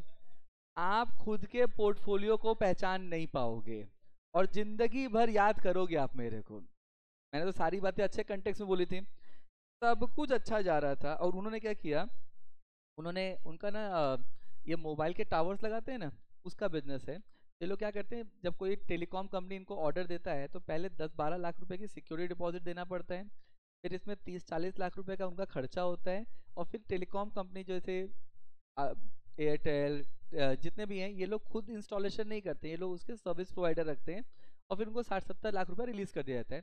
तो जो 10 लाख रुपए का जो सिक्योरिटी डिपॉजिट होता है बिडिंग करने के लिए, तो उनके पिताजी ने उनको दिया कि जाओ ये BSNL का टावर आने वाला है उसमें बिड करो। उन्होंने वो न करके सीधे 10 लाख रुपए का हिंडाल्को ले लिया, ठीक है। तो ऐसा नहीं कि सिर्फ जिया जी को मैंने फंसाया था, तो जिया जी ने लिया 10 लाख का हिंडाल्को, और मैंने भी लिया था। मैंने अपना पूरा 6 लाख रुपए हिंडाल्को में डाल दिया। एक्सपेक्टेड था कि हिंडाल्को डबल से ऊपर चला जाएगा, 172 से सीधा 375 पहुंच जाएगा, मतलब ये जो 10 लाख है सीधा 25 लाख बन जाएगा, मेरा 6 लाख सीधा 15 लाख बन जाएगा, ऐसा कैलकुलेशन जा रहा था। सब कुछ बराबर जा रहा था। इसी बीच में अक्टूबर 2008 में यूएस में एक कंपनी है गोल्डमैन सैच, नाम सुना है। ये दुनिया की and there was a company call Lehman Brother. दुनिया की सबसे पुरानी कंपनीज में से है, 150 साल पुरानी कंपनी थी। लेमन ब्रदर डूब गई, लेमन ब्रदर डूब गया, और गोल्डमैन सैच जो है इसको बैंक ऑफ अमेरिका ने बचा लिया। अब बैंक ऑफ अमेरिका ने इसका बेल आउट टेक ओवर किया था। अब बेल आउट टेक ओवर क्या होता है ये आपको टेक ओवर में पढ़ा दूंगा। मतलब आप एक लॉस मेकिंग कंपनी को बचाने के लिए आप जो एक्विजिशन करते हो that is called bail out take over. तो गोल्डमैन सैच को तो बेल आउट टेक ओवर में बचा लिया गया, लेकिन लेमन ब्रदर डूब गया। और लेमन ब्रदर के डूबते ही वर्ल्ड इकोनॉमी जो थी ना वो सीधे कोलैप्स हो गई। मतलब इफेक्ट इतना बुरा आया वर्ल्ड इकोनॉमी सीधा धड़ाम से नीचे गिरी। अच्छा इसका इफेक्ट जो आएगा वो तो पूरे ग्लोबल मार्केट में भी आएगा। अच्छा मार्केट में इफेक्ट ये आया कि जो सेंसेक्स हम लोग एक्सपेक्ट कर रहे थे कि 30,000 क्रॉस कर जाएगा, ये सेंसेक्स सीधे लुढ़क के 6,000 पे आ गया। मतलब सेंसेक्स जो था 21,000 इंडेक्स से सीधे लुढ़क के 6,000 पे आ गया। एंड हिंडाल को जिसका प्राइस चल रहा था 172 रुपीज, जो हम लोग एक्सपेक्ट कर रहे थे कि 375 क्रॉस कर जाएगा, वो सीधा 31 रुपीज पे आ गया। समझ रहे हैं? 31 पर शेयर, मतलब it is just 15% of the value. ये सिर्फ 15% ऑफ द इन्वेस्टमेंट वैल्यू था। मतलब जो जिया जी ने 10 लाख रुपए लगाया था ना वो बन गया 1.6 लाख, और जो मैंने लगाया था वो बन गया 90,000 रुपए। मार्केट ऐसे टूटता है। अच्छा मेरे जिया जी टेंशन में आ गए। 2-3 दिन के बाद बड़े भावुक होकर मेरे को फ़ोन किया, एकदम इमोशनल हो गए कि यार तुमने जो जो बात बोली थी सब सच हो गई। मतलब बोले तुमने बोला था कि आप अपना पोर्टफोलियो पहचान नहीं पाओगे, पहचान नहीं पा रहा हूँ। तुमने बोला नंबर बदल जाएंगे, बदल गए। तुमने बताया कि आप जिंदगी भर मेरे को याद करोगे, जिंदगी भर याद करूंगा। बोले यार मैंने तुम्हारी बहन से शादी की थी, भगा के थी ना लेके गया था। 2008 का दिन है और आज का दिन है। आज मैं बोलता हूँ कि जिया जी एक कंपनी है इसमें इन्वेस्टमेंट करना है, सुनोगे? बोलते लो अपनी बहन से बात करो। अब अच्छा यहाँ पे मैं तो रुका नहीं, मैंने 90,000 में इन शेयर्स को बेच दिया, ह्यूज लॉस लिया। और उसके बाद एक कंपनी है एवर रेडी बैटरी, नाम सुना है ना? ये एक बैटरी मेकिंग कंपनी है। उस कंपनी के मैंने शेयर परचेज किए 2008 दिसंबर में। उस कंपनी के शेयर का प्राइस चला था 11 रुपये, और 2009 अक्टूबर में उसका प्राइस था 65 रुपये, 65 रुपीज़। सारा शेयर बेच दिया, डीमैट बंद कर दिया। मैंने कहा सारा डीमैट चालू रहेगा मेरा, मैं करता ही रहूँगा। अब देखो इस पूरे प्रोसेस में हमने सीखा क्या? मार्केट कभी भी कैलकुलेशन पे नहीं चलता, ठीक है? मार्केट सेंटिमेंट्स पे चलता है। मतलब अगर मार्केट में देखो, मार्केट बढ़ता कब है? जब कलेक्टिवली पब्लिक को लगता है कि कोई कंपनी के शेयर फ्यूचर में बढ़ेंगे, तो लोग आज क्या करेंगे? आप क्या करोगे आज? आप उसका परचेज करना चालू करोगे। एंड जब कलेक्टिव बाइंग होगा तो वैल्यू पर शेयर बढ़ जाएगा, क्योंकि सप्लाई तो उतनी ही है। अगर डिमांड बढ़ेगी तो प्राइस बढ़ जाएगा, और अगर डिमांड कम होगी तो प्राइस नीचे आ जाएगा। ये समझा? अच्छा हम लोग को लगता है, जैसे फॉर एग्जांपल अभी रशिया यूक्रेन वॉर चल रहा है, हम लोग को लग रहा है यूएस में इतनी जॉब्स जा रही हैं, आप लोगों ने पढ़ा ही होगा। गूगल ने फर्स्ट राउंड में अमेजन ने फर्स्ट राउंड में 18,000 लोगों को निकाल दिया, अभी सेकेंड राउंड में 11,000 और लोगों को निकाल दिया। मतलब बहुत जॉब कट हो रही है। गूगल में निकाला गया है, फेसबुक में निकाला गया, मतलब दुनिया भर की इकोनॉमिक्स में जॉब कट हो रही है। आपको लग रहा है कि अभी इकोनॉमिक स्लो डाउन चल रहा है, तो आप क्या कोई फालतू खर्चा करोगे? नहीं। तो अगर आपको लगता है आपके पास कुछ शेयर्स पड़े हैं, तो आप क्या करोगे? उनको बेचना चालू करोगे। अच्छा जब मतलब अगर आपको टेंशन है कि पैसा क्या होगा, तो आप बेचोगे, और जब सब कलेक्टिवली लोग बेचना चालू करेंगे तो प्राइस पर शेयर क्या हो जाएगा? कम हो जाएगा। तो प्राइस जो होता है ना शेयर्स का, वो बढ़ता या कम होता है किसके बेसिस पे? डिमांड के बेसिस पे। अगर डिमांड ऊपर जाएगी तो प्राइस बढ़ेगा, डिमांड नीचे जाएगी तो प्राइस कम होगा। और हम लोग डिमांड कब करते हैं? जब हम ये एंटिसिपेट करते हैं कि फ्यूचर में वैल्यू बढ़ेगी या कम होगी।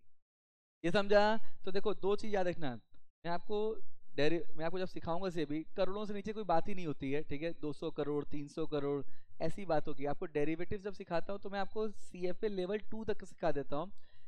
मार्केट में ना इन्वेस्टमेंट करना चाहिए, ठीक है, नो डाउट करना चाहिए। आप भी जब अपने अर्निंग फेज में पहुंचोगे तो आप मार्केट में इन्वेस्ट करोगे, आपको करना भी चाहिए। लेकिन दो चीजें याद रखना हमेशा। एक, मार्केट में जब आप इन्वेस्टमेंट करो ना तो कोई लोन वोन लेके इन्वेस्टमेंट मत करना, जो आपकी सरप्लस इनकम हो वो इन्वेस्ट करना।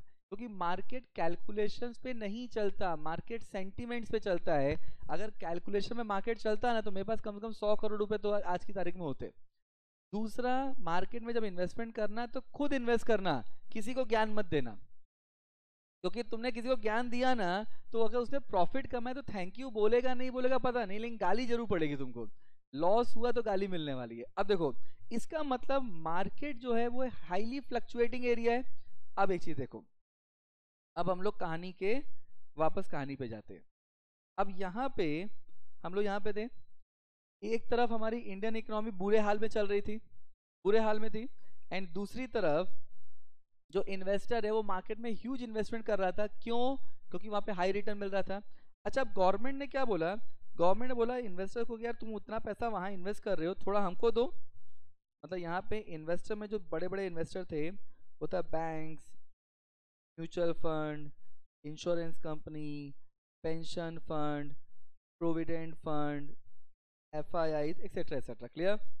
अब यहाँ पे जब गवर्नमेंट ने पहली बार इनसे बोला कि भाई तुम लोग मार्केट में इन्वेस्टमेंट कर रहे हो, इंस्टेड ऑफ कि आप मार्केट में इन्वेस्ट करो आप थोड़ा पैसा हमको दे दो, तो इन्होंने बोला चलो बाबा आगे बढ़ो, माफ करो बाबा आगे बढ़ो। तो गवर्नमेंट ने इनसे पैसा रेज करने के लिए उस समय ना हमारे वित्त मंत्री, फाइनेंस मिनिस्टर थे दुनिया के सबसे क्वालिफाइड इकोनॉमिक्स मनमोहन सिंह जी, पता है ना? और दुनिया के सबसे क्वालिफाइड पॉलिटिशियन, और उस समय हम लोग बात कर रहे हैं अर्ली 90s की, नरसिम्हा राव जी की सरकार थी, and finance minister Manmohan Singh ji थे, और उस समय उनका दिमाग भी चलता था और जबान भी चलती थी। ठीक है, अब तो क्या बोल भी नहीं पाते हैं सोनिया जी के डर से। तो यहाँ पे अब इन्होंने आरबीआई को, गवर्नमेंट ऑफ इंडिया ने आरबीआई को बोला कि आप पैसा रेस करो। अब देखो आरबीआई ने जो काम किया ना वो काबिले तारीफ काम था। इन्होंने गवर्नमेंट सिक्योरिटीज रेस करने के लिए आरबीआई ने बोला, आरबीआई ने बैंक्स को बुलाया और बैंक्स को बोला कि भाई जो पैसा, देखो बैंकिंग सेक्टर में ना दो रेशोज होते हैं, लेट्स सी आपको पता है कि नहीं। बैंकिंग सेक्टर में दो रेशो होता है, एक होता है सीआरआर, एक होता है SLR. Anyone no what is CRR and what is SLR? So there is something called CRR and there is something called SLR. What is CRR? That is cash reserve ratio. And what is SLR? That is statutory liquidity ratio. Clear?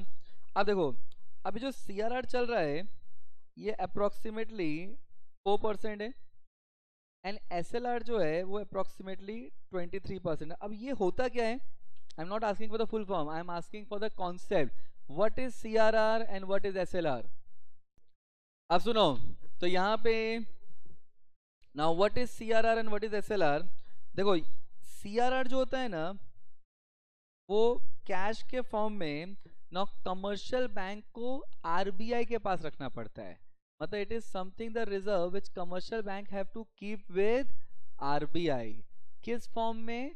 Cash के form में। तो यहाँ पे this is commercial bank, मतलब जितने भी scheduled commercial bank हैं now have to maintain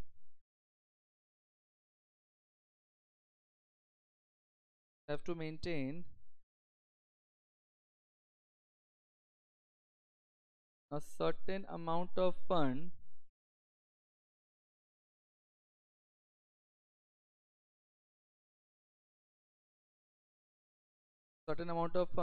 with RBI। तो ये किस फॉर्म में रखेंगे हम लोग? Certain amount of, you can से फंड भी बोल सकते हो या इसको रिजर्व भी बोल सकते हो, with RBI in cash form या in the form of cash।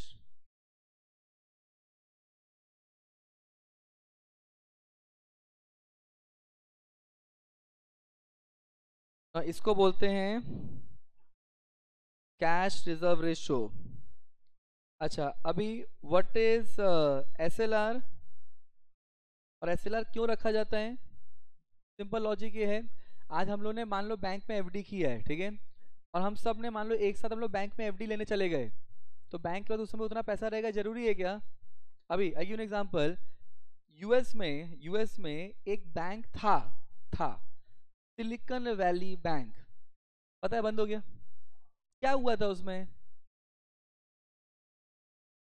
Silicon Valley bank, कहानी पता है आप लोग क्या हुआ है? ए राम, कुछ पता नहीं है।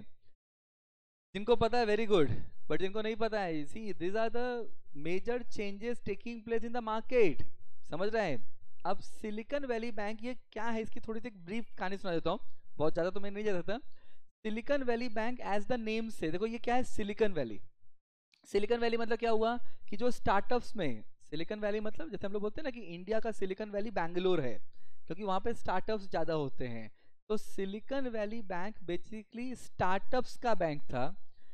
ये बैंक किनको फंड देता था? स्टार्टअप्स को।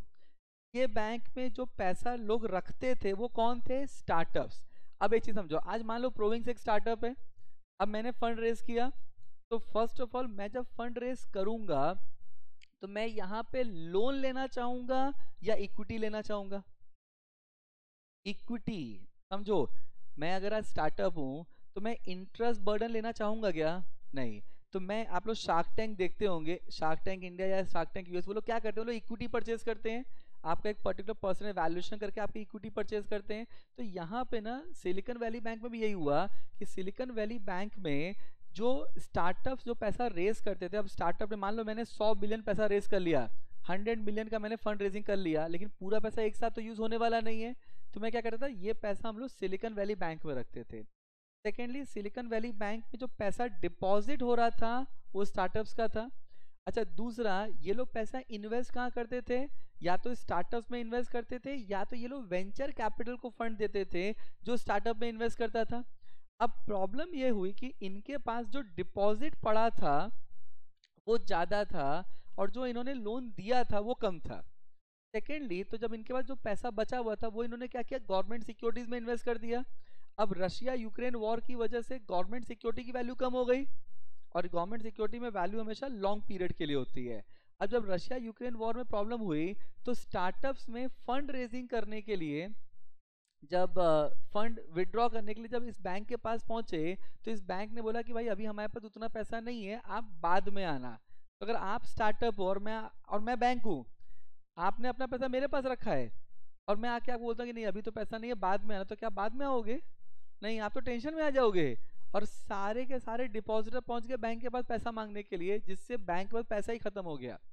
This was the reason, that is where the US authority have to came into picture and bank became insolvent, समझ रहा है? इसी तरीके से there was a bank called Signature Bank, US में जो दूसरा बैंक डूबा एक हफ्ते के अंदर, वो दूसरा बैंक था सिग्नेचर बैंक, जो क्रिप्टो करेंसी में डील करता है।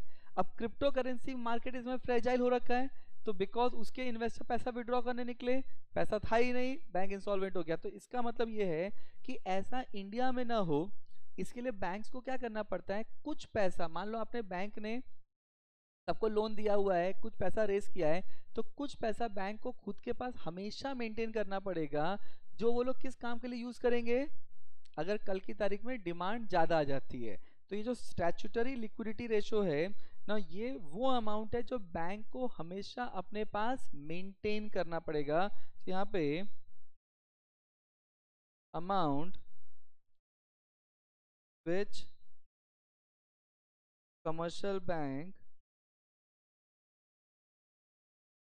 To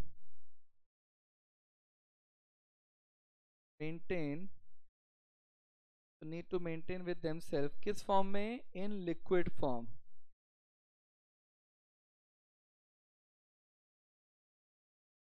in the form of, किस फॉर्म में रख सकते हो आप, gold, it can be in the form of securities, or it can be in the form of liquid asset।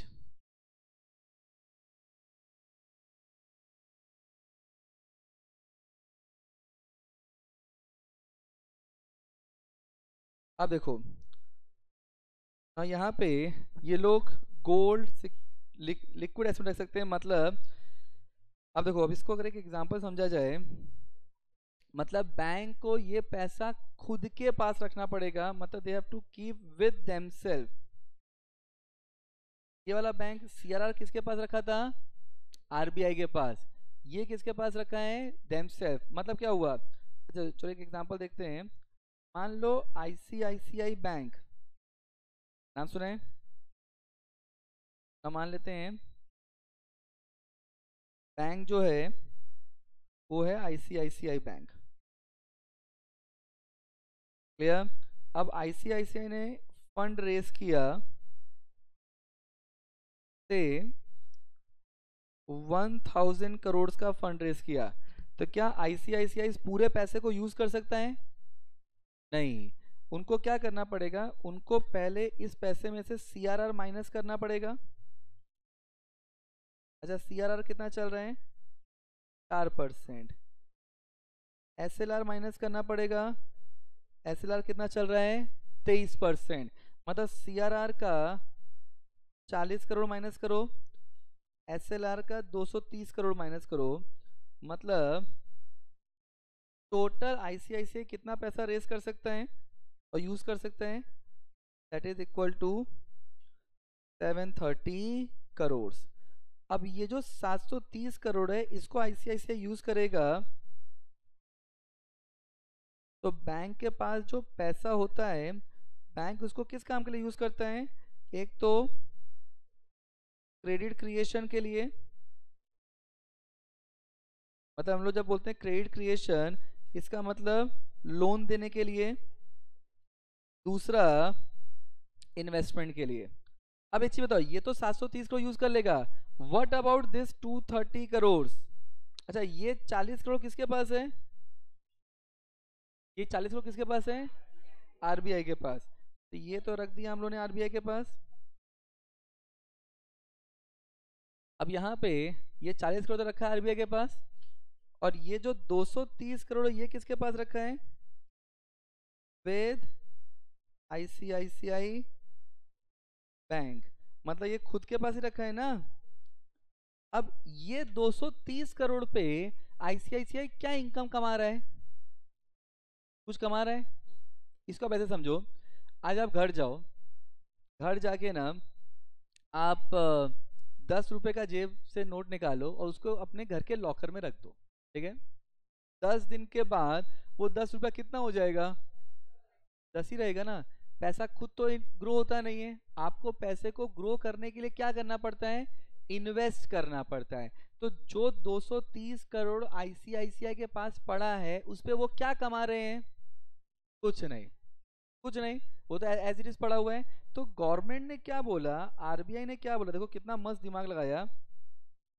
RBI ने बैंक्स को बोला कि आप ये जो पैसा पड़ा है ना आपके पास, इस पैसे को आप हमको दो और इस पैसे से आप गवर्नमेंट सिक्योरिटीज परचेज कर लो।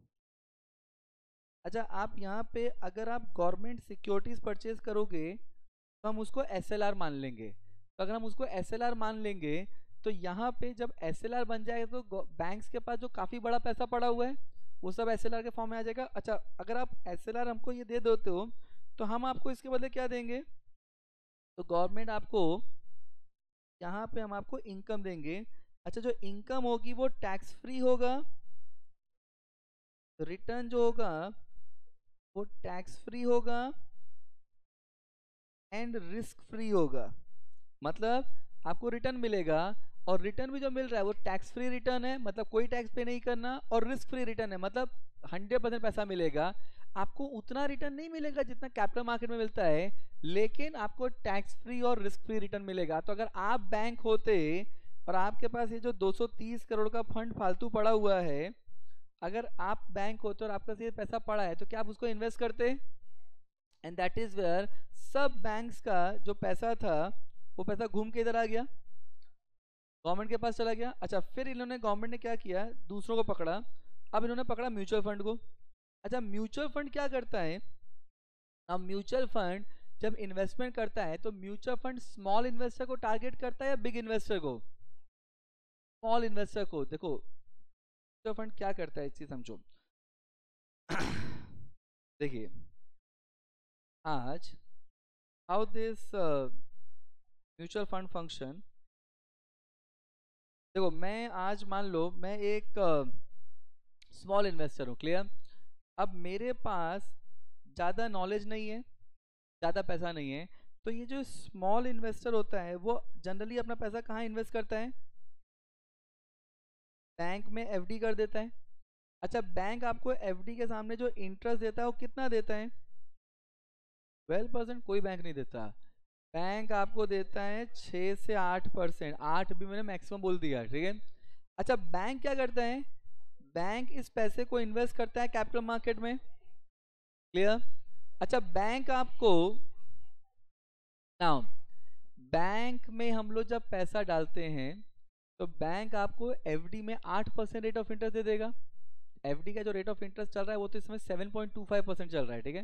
मैंने 8% भी हायर साइड पकड़ लिया। अब बैंक क्या करते हैं, इस पैसे को कैपिटल मार्केट में इन्वेस्ट करते हैं। अच्छा, बैंक ने मान लो रिटर्न कमाया X%, आई डोंट नो कितना कमाया, लेकिन ये तो पक्का है कि ये जो X होगा ये always going to be more than 8% होगा। आज बैंक्स के इतने बड़े बड़े ऑफिस है तो वो खर्चे कहाँ से निकालेंगे? ये X% से ही है ना।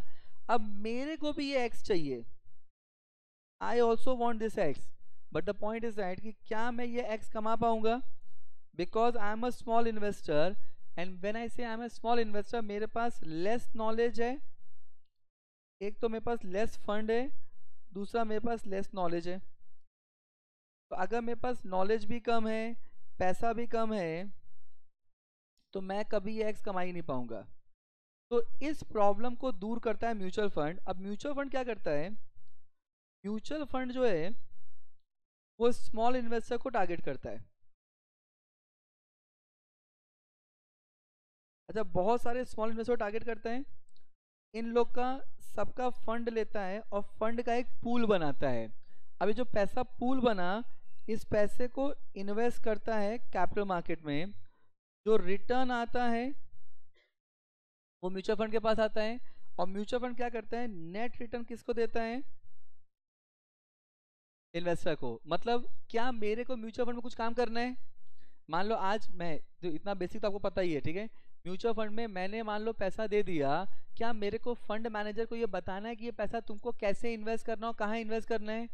आज मान लो आप फंड मैनेजर हो, आप SBI म्यूचुअल फंड के फंड मैनेजर हो। मैं आके आपको 1000 रुपये देता हूँ और मैं बोलता हूँ कि इस 1000 रुपये में से 800 रुपये का, 200 रुपये का रिलायंस ले लेना, 150 रुपये का TCS ले लेना, 125 रुपये का ये ले लेना। मैंने पूरा 1000 रुपये का बाइफिकेशन दे दिया, तो आप क्या बोलोगे? खुद ही कर लो, तुम खुद ही कर लो, रखो पैसा अपने पास। मतलब एज अ फंड मैनेजर आप डिसीजन खुद लेने वाले हो। क्या मैं आपको ज्ञान दे सकता हूँ? नहीं। तो मेरे को म्यूचुअल फंड में क्या करना है, मेरे को सिर्फ पैसा देना है। वहाँ पे हाइपर क्वालिफाइड फंड मैनेजर्स होते हैं, वो लोग उस पैसे को इन्वेस्ट करेंगे। जो रिटर्न आएगा वो म्यूचुअल फंड के पास आएगा और म्यूचुअल फंड नेट रिटर्न आपको दे देगा। यही होता है ना। इसका मतलब आज सिंपल फंडा। अब म्यूचुअल फंड में जो बंदा इन्वेस्टर है, जो स्मॉल इन्वेस्टर है, क्या स्मॉल इन्वेस्टर रिस्क लेना चाहेगा? अगर आप स्मॉल इन्वेस्टर हो, आपके पास लिमिटेड इनकम है, तो क्या आप रिस्क लेना चाहोगे? नहीं। अब यहाँ पे गवर्नमेंट ने क्या समझाया म्यूचुअल फंड को कि देखो भाई, तुम जिन लोगों का पैसा इन्वेस्ट कर रहे हो उनको रिस्क नहीं लेना है, लेकिन पैसा तुम जहां इन्वेस्ट कर रहे हो कैपिटल मार्केट में, वो तो हैवी रिस्की है। तो ये क्या करें, म्यूचुअल फंड पूछा क्या करें? बोले कि तुम ऐसा इन्वेस्ट करो जहां पे रिस्क ना हो, ऐसी जगह इन्वेस्ट करो जहां रिटर्न तुमको टैक्स फ्री मिल सके। तो बोले कहाँ इन्वेस्ट करें? बोले हमें दो, हमें दो, हम तुमको टैक्स फ्री रिटर्न देंगे, रिस्क फ्री रिटर्न देंगे। मतलब म्यूचुअल फंड को समझा दिया। म्यूचुअल फंड का एक बहुत बड़ा पैसा घूम गया गवर्नमेंट सिक्योरिटीज की तरफ। फिर ये लोग गए इंश्योरेंस कंपनी के पास। समझ रहे हैं किस तरीके से चीजें चेंज की गई थी? अब इंश्योरेंस कंपनी के पास गए। आज सिंपल फंडा, आज मान लो मैंने इंश्योरेंस लिया है, ठीक है।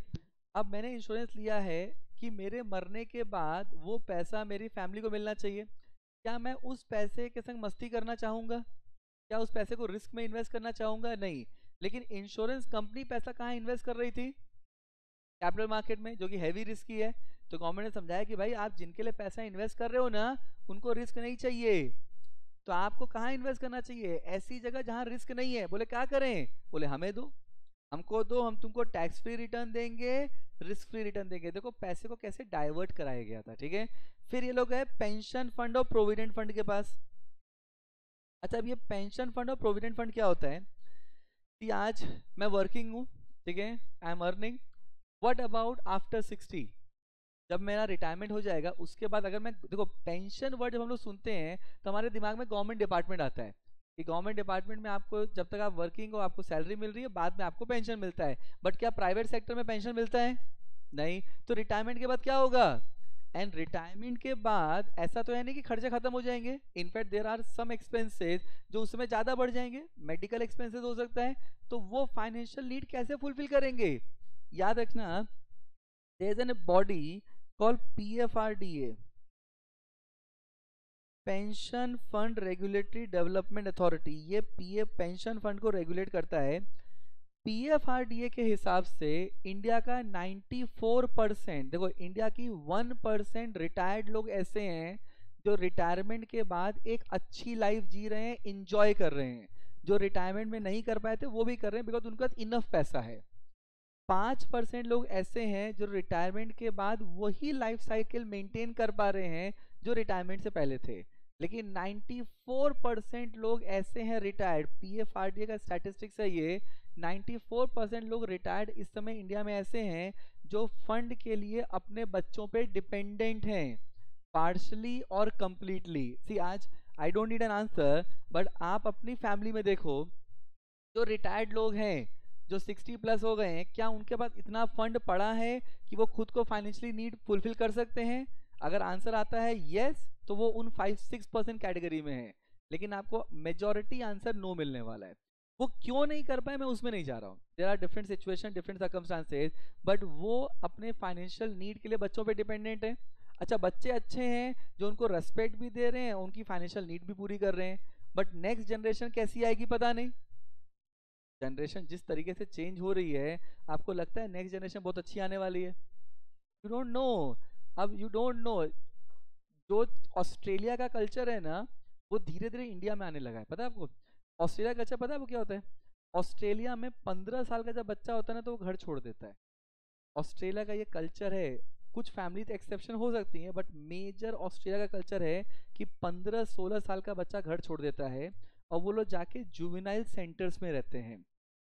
अब वहाँ पे इसीलिए ऑस्ट्रेलिया में ना ज़्यादा क्वालिफाइड लोग नहीं हैं, तो वहाँ के लोकलाइड है वो उतने क्वालिफाइड नहीं है क्योंकि वो लोग जाके, क्योंकि स्कूलिंग फ्री है तो वो लोग सिर्फ ग्रेजुएशन तक की पढ़ाई करते हैं और ऑड जॉब्स करते हैं, पिज़्ज़ा डिलीवरी कर रहे हैं, पेपर डिलीवरी कर रहे हैं, बस इसी में उनकी लाइफ निकल जाती है।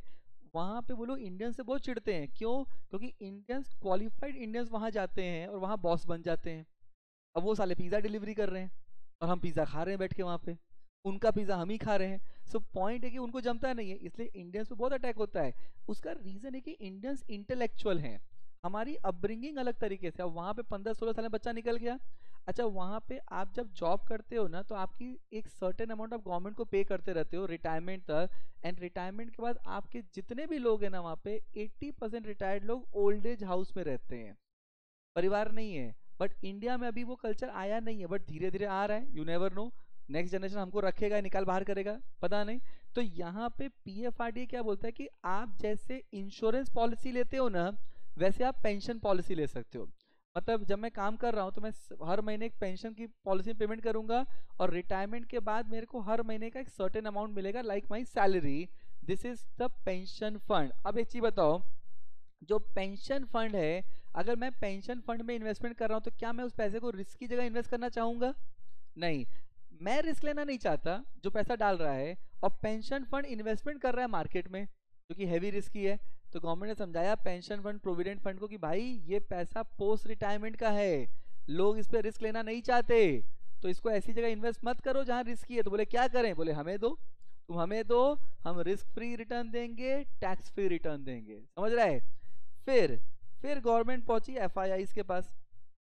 अब देखो FIIs कौन होते हैं? फॉरेन इंस्टीट्यूशनल इन्वेस्टर, अब इनको फॉरेन पोर्टफोलियो इन्वेस्टर बोलते हैं। ये वो हैं जिनके पास ह्यूज फंड है, 1 लाख करोड़ 2 लाख करोड़ ऐसा फंड मैनेज करते हैं। अब गवर्नमेंट ने इनको बोला कि देखो भाई तुम्हारे पास रिस्क लेने की ताकत है, नो डाउट, लेकिन तुम अपना थोड़ा पैसा आप ऐसी जगह इन्वेस्ट करो जो रिस्क फ्री हो।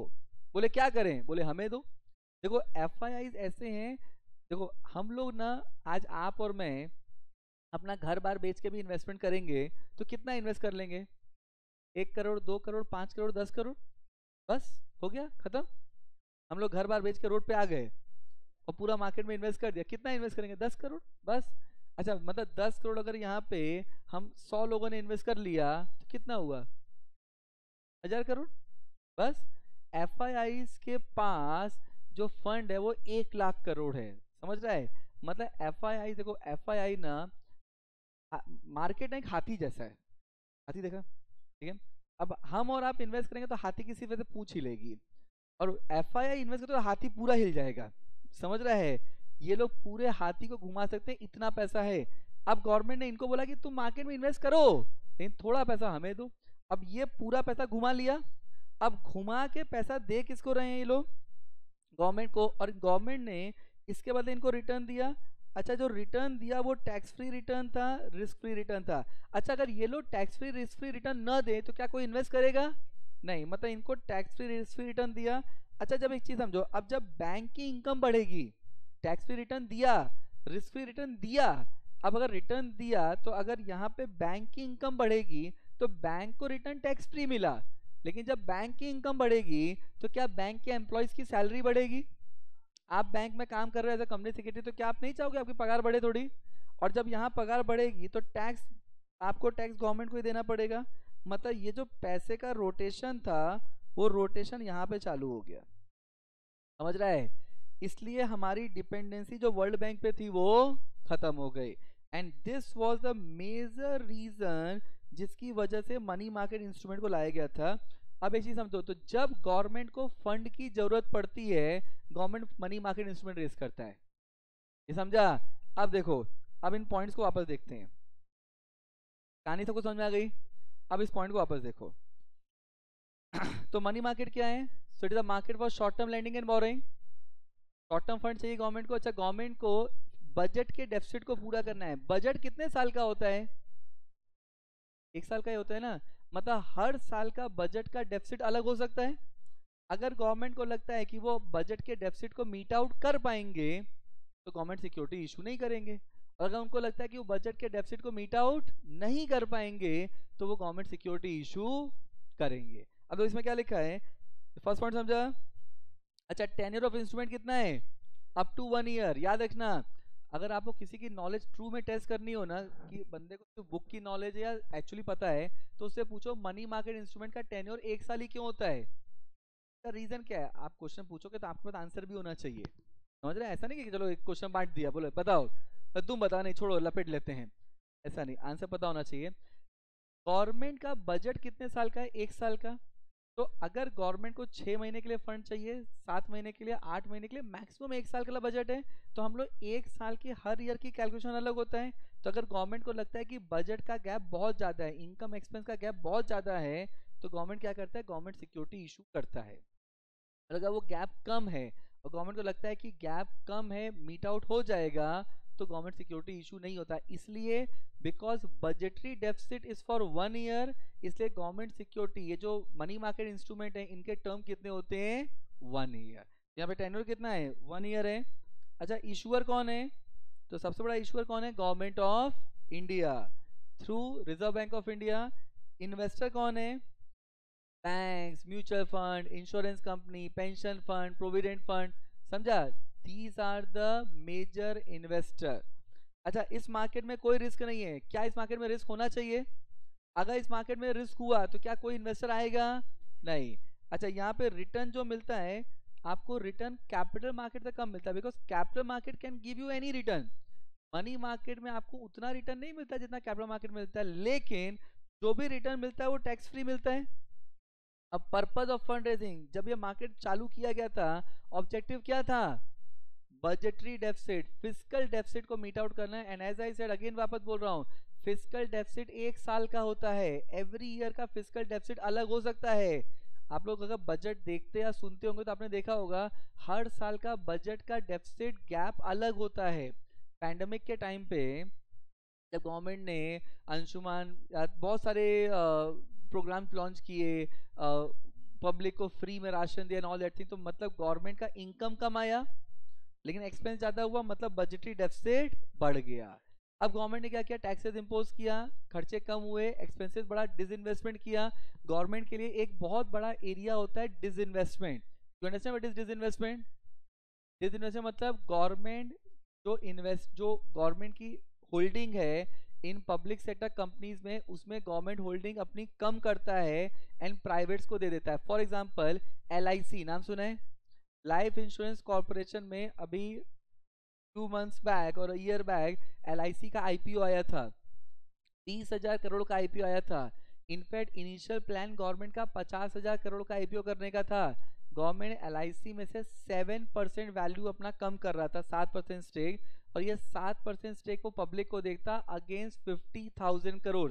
वो तो रशिया यूक्रेन वॉर हो गया, ताइवान चाइना इश्यूज थे, इसलिए इतना बड़ा इशू नहीं लाए, तो गवर्नमेंट ने 20,000 करोड़ का फंड किया। इसका मतलब जो गवर्नमेंट का जो गैप था उसमें 20,000 करोड़ का गैप कहाँ से फिल हुआ? LIC का स्टेक बेच के। समझ रहा है? एयर इंडिया नाम सुना है? एयर इंडिया का डिसइन्वेस्टमेंट किया गया था, 18,000 करोड़ में एयर इंडिया टाटा को वापस दे दिया गया। तो ये disinvestment is also one way by which government raise value. अब देखो, अब इंस्ट्रूमेंट कौन कौन से मनी मार्केट में? तो treasury bill, certificate deposit, commercial paper, all these are nothing but money market instrument. And जो भी पैसा आप मनी मार्केट में इन्वेस्ट करते हो वो SLR क्वालिफाई होता है। Now what is SLR qualify? Statutory liquidity ratio. तो जो पैसा बैंक इन्वेस्ट करेगा मनी मार्केट इंस्ट्रूमेंट में वो क्या बन जाता है? SLR qualify. Is this part clear everyone? अब एक बार इन पॉइंट्स को ध्यान से वापस रीड करिए। देखिए, गवर्नमेंट, देखो गवर्नमेंट की इनकम कहां से होती है? Let's understand the government business model. Government की इनकम के 3 तरीके होते हैं, और रेदर टू से 4 तरीके होते हैं। एक होता है टैक्सेस। तो टैक्स जो है, आज मान लो मैंने इस साल में जितना कमाया है उसका टैक्स मैं अगले साल पे करूंगा।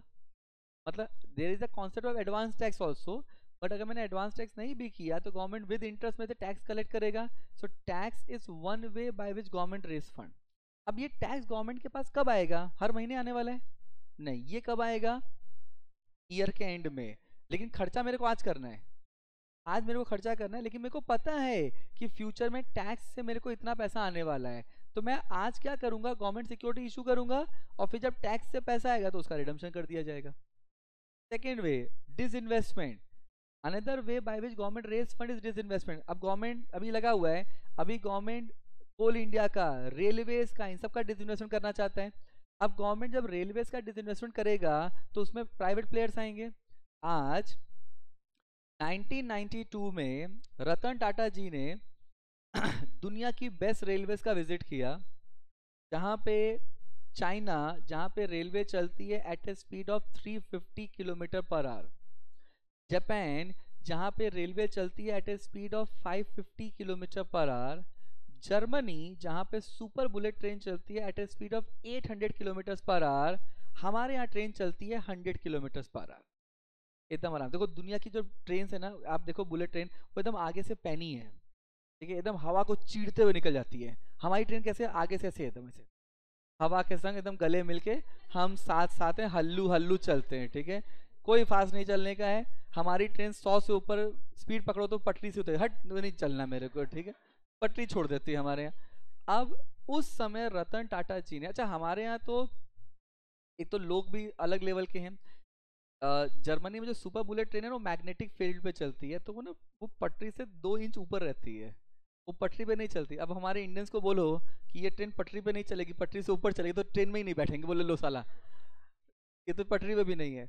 अब वहां पे, अच्छा इंडिया में, वहां पे जर्मनी में ड्राइवरलेस ट्रेन होती हैं, कोई ड्राइवर नहीं ट्रेन चला रहा है। हमारे यहाँ ड्राइवर होने के बाद भी ट्रेन ठोक दी जाती है। अच्छा हमारे यहाँ तो लोग पटरी उखाड़ के ले जाते हैं, लोगों के यहाँ ट्रेन में पटरी, और बड़ा अलग सिस्टम है। जापान में ट्रेन लेट होती है ना, तो वहां पे कॉम्पनसेशन आता है आपको पर सेकंड। जर्मनी फ्रांस में कॉम्पनसेशन मिलता है पर मिनट की ट्रेन लेट का, मतलब सिस्टम इतना अच्छा है।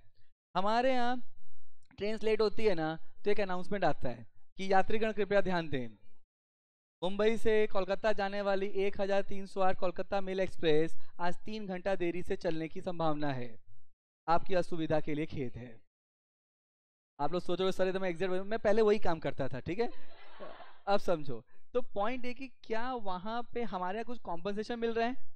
नहीं। अच्छा बोला सुविधा के लिए खेद है, मैं कहा नहीं मेरे को नहीं चलेगा, तो बोला ठीक तुमको नहीं चाहिए तुम चलाओ अपना।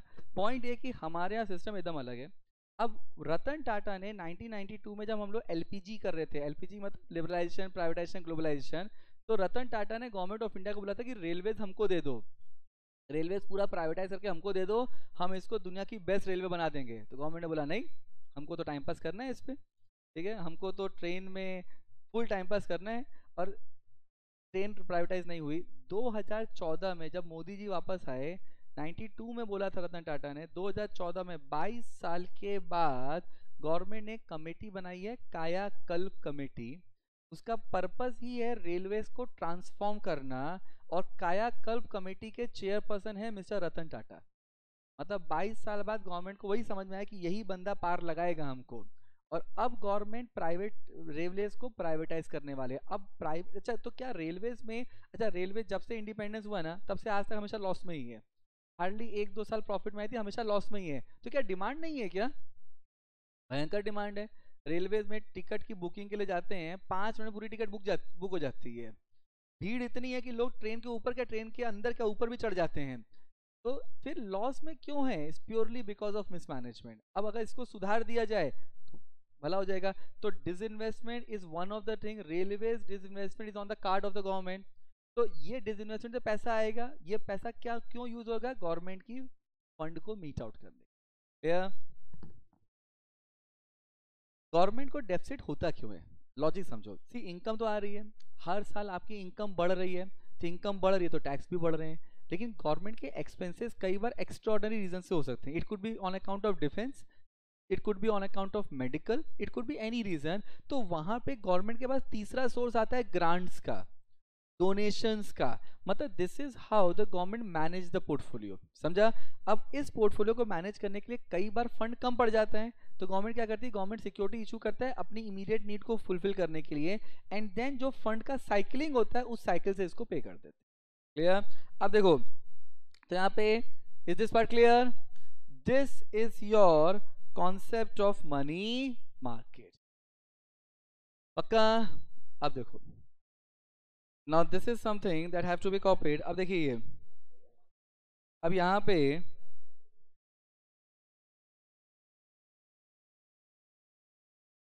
Now see this thing. अब देखो जो हम लोगों ने डिस्कस किया था, so this is your financial market. अच्छा अब इसको नोट कैसे करना है ये देखिए, आपको जो नोट्स मिला है नाउ, अब देखो यहाँ पे ना आपको एम्प्टी बॉक्सेस दिखेंगे। क्लियर? नाउ उन एम्प्टी बॉक्सेस में आपको इसको कवर करना है। ये पूरी बुक जो आपकी बनेगी, ये आपका एकदम सिंपल लैंग्वेज में पूरे नोट्स तैयार हो जाएंगे। आपको एग्जाम से पहले सिर्फ इसको पढ़ना है, एंड मॉड्यूल में जो मॉड्यूल से जो एग्जैक्टली पढ़ना है वो भी नोट्स में लिखा हुआ है, सिर्फ उतना ही पढ़ना है। With every chapter we will discussing the case study and pass exam question as usual. So this much you have to copy. तो नाउ अब देखो, अब यहाँ पे क्या है? तो फाइनेंशियल मार्केट क्या है? As we have discuss that is a market for buying and selling of financial product. When we talk about financial product, we are talking about shares, debenture, bonds, everything. Then there is something called money market, there is something called capital market. Now what is money market? It's a market for short term lending and borrowing. Tenure कितना है? 1 year. I think अब समझ में आ रहा होगा fast, ठीक है। ना यहाँ पे इशूअर कौन है? Government of India through Reserve Bank of India. Investor कौन है? लेंडर कौन है? सबसे बड़ा है banks, mutual fund, insurance company. समझ रहा है?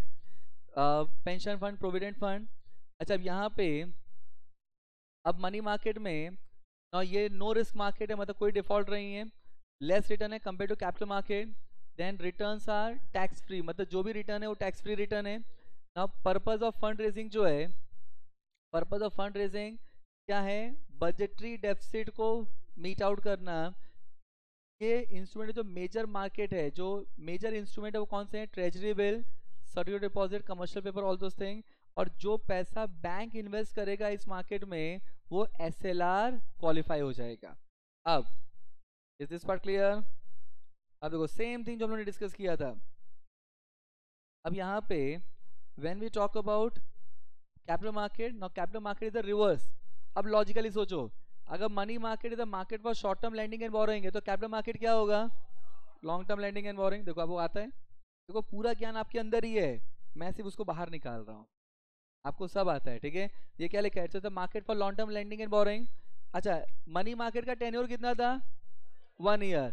तो कैपिटल मार्केट का टेन्योर कितना होगा? More than a year. Logically सोचो, एक कंपनी इक्विटी शेयर इशू करता है तो कितने टाइम के लिए इशू करता है? एक साल के लिए नहीं, वो तो लाइफ टाइम ऑफ कंपनी के लिए होता है ना। तो यहाँ पे टेन्योर कितना है?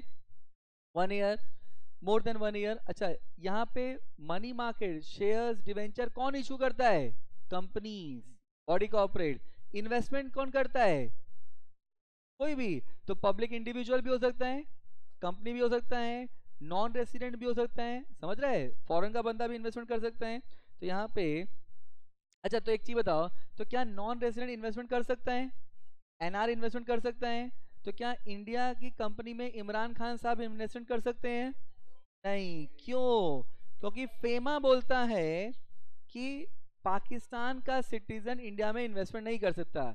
नॉट बिकॉज उनका पैसा नहीं है, वो तो है ही भिखमंगे, बट पॉइंट ये है कि फेमा बोलता है कि citizen of Pakistan can not make investment in Indian company. अब देखो, तो यहाँ पे इन्वेस्टमेंट कौन कर सकता है? इन्वेस्टर कोई भी हो सकता है, इंडिविजुअल से लेके बॉडी कॉर्पोरेट से लेके नॉन रेसिडेंट तक, एनीबॉडी कैन इन्वेस्ट। अब यहाँ पे अच्छा, इस मार्केट में लॉजिकली सोचो, क्या कैपिटल मार्केट में रिस्क होगा? हाई रिस्क है।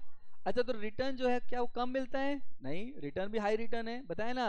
मार्केट देगा तो छप्पर फाड़ के देगा, और लेगा तो पूरा सफाई कर देगा, ठीक है। अच्छा, यहाँ पे जो रिटर्न मिलता है वो कैपिटल मार्केट में, क्या उस पर टैक्स लगता है? यस। आपने पढ़ा होगा, there is something called capital gain, समझ रहे हैं? सिक्योरिटीज ट्रांजेक्शन टैक्स, एसटीटी, ये सब क्या है? मतलब जो रिटर्न्स मिल रहा है, it is subject to tax. अच्छा, अभी अभी अभी गवर्नमेंट ऑफ इंडिया के नए मूव्स क्या आने वाले हैं? गवर्नमेंट ऑफ इंडिया देखो किस तरीके से गवर्नमेंट चेंज करती है अपने इनकम सिनेरियो को। अभी तक अगर आप डेट सिक्योरिटी में इन्वेस्टमेंट करते थे ना, डेट में, तो उसमें गवर्नमेंट टीडीएस नहीं काटता था। लेकिन अब गवर्नमेंट क्या बोल रहे हैं कि डेट में भी अगर आप इन्वेस्ट करोगे तो उस पर टीडीएस काटा जाएगा। मतलब they are trying to create one more area of income for the government. तो यहाँ पे तो return are subject to tax. अच्छा, जब कंपनीज फंड रेज करता है तो कंपनीज फंड रेज क्यों करता है? लॉजिकली सोचो, नए प्रोजेक्ट्स के लिए, एग्जिस्टिंग प्रोजेक्ट में, एग्जिस्टिंग प्रोजेक्ट को फंड रेजिंग करने के लिए, expansion, modernisation, and major instrument कौन कौन से कैपिटल मार्केट में? Shares, debentures, bond. एंड यहाँ पे अगर किसी बैंक ने, लॉजिकली सोचो, बैंक ने रिलायंस में इन्वेस्टमेंट किया, एचडीएफसी बैंक ने अगर आरआईएल में इन्वेस्टमेंट किया, तो क्या उसको एसएलआर का बेनिफिट मिलेगा? नहीं मिलेगा। एसएलआर का बेनिफिट बैंक्स को कब मिलता है? जब वो मनी मार्केट में इन्वेस्ट करते हैं, न कि capital market. Is it clear? तो यहाँ पे अब एक चीज बताओ, अगर पेपर में शॉर्ट नोट्स आया मनी मार्केट या कैपिटल मार्केट तो हम पॉइंट लिख पाएंगे, अगर डिस्टिंग्विश आया तो हम लिख पाएंगे, बस समझा? चलिए, तो फटाफट को कॉपी करिए,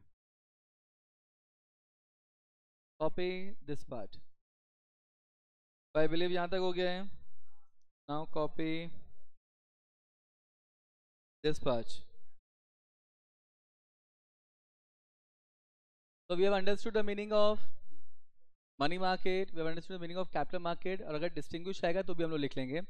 अब आते हैं हम लोग नेक्स्ट टॉपिक पे। तो यहाँ पे जो फाइनेंशियल मार्केट है, now it is divided in two part, that is called money market and capital market. अब कैपिटल मार्केट फर्दर बाइफरकेट होता है दो पार्ट में, that is called securities market and other instrument market, which include commodity market, derivative market, currency market. मतलब currency market क्या हुआ? आज dollar का रेट इंडिया में अलग हो सकता है और यूएस में अलग हो सकता है। तो करेंसी मार्केट में आप एक करेंसी को एक ज्योग्राफी में परचेज करते हो और दूसरे ज्योग्राफी में सेल कर देते हो, that is called currency market. Commodity market क्या होता है? आप लोगों ने सुना होगा कि वीट, राइस, इन सब के ऊपर भी ट्रेडिंग होती है, गोल्ड, ऑयल, इनके ऊपर। So that is nothing but the commodity market. अब देयर इज, अब यहाँ पे so there is something called primary market, and that is called new issue of securities market, and there is something called secondary market, which is nothing but stock exchange। अब ये है क्या? तो हम लोग जब प्राइमरी मार्केट की बात करते हैं तो प्राइमरी मार्केट मतलब जिसमें कंपनी नए शेयर्स इशू करता है। तो पब्लिक इशू हुआ, IPO, FPO, bonus issue, right issue, ये सब क्या है? प्राइमरी मार्केट, जिसमें कंपनी नए शेयर इशू कर रहा है। Then there is something called secondary market which is nothing but stock exchange. अब देखो तो आप नोट्स में आगे जाओगे तो देखो आपको ये पूरा डायग्राम दिखेगा, पूरा एम्प्टी बॉक्स है आपका। फाइनेंशियल मार्केट दो पार्ट में bifurcation, money market, capital market. We know what is money market and capital market now. Capital market further bifurcated into two parts. There is something called securities market and other instrument market. And securities market is again divided into two parts. That is called primary market and secondary market. Clear? Copy this part. अब देखो, अब यहाँ पे primary market किसको बोलते हैं, अब इसको समझो। प्राइमरी मार्केट में ना एक तरफ कंपनी होती है एंड दूसरी तरफ इन्वेस्टर होता है। मतलब कंपनी इन्वेस्टर, मतलब इन्वेस्टर कंपनी को फंड दे रहा है और कंपनी इन्वेस्टर को शेयर्स इशू करता है या सिक्योरिटीज इशू करता है। इसको बोलते हैं प्राइमरी मार्केट। मतलब जब हम लोग प्राइमरी मार्केट की बात कर रहे हैं तो आप लोगों ने अकाउंट्स में आप पढ़ोगे इशू ऑफ सिक्योरिटीज, तो कंपनी आपको शेयर्स इशू करता है, आप कंपनी को पैसा दे रहे हो, this is called primary market, जिसमें कंपनी आपको शेयर्स अलॉट कर रहा है। क्लियर? अब देखो प्राइमरी मार्केट की इफेक्ट क्या होगा अगर हम लोग प्राइमरी मार्केट की बात कर रहे हैं। तो अमाउंट ऑफ शेयर कैपिटल, जब कंपनी आपको शेयर्स इशू करेगा तो कंपनी को देखो, कंपनी की बैलेंस शीट के पॉइंट से समझो, जब कंपनी में आपने पैसा दिया तो कंपनी का कैश बढ़ जाएगा और कंपनी आपको शेयर्स अलॉट करेगा तो कंपनी का कैपिटल बढ़ जाएगा।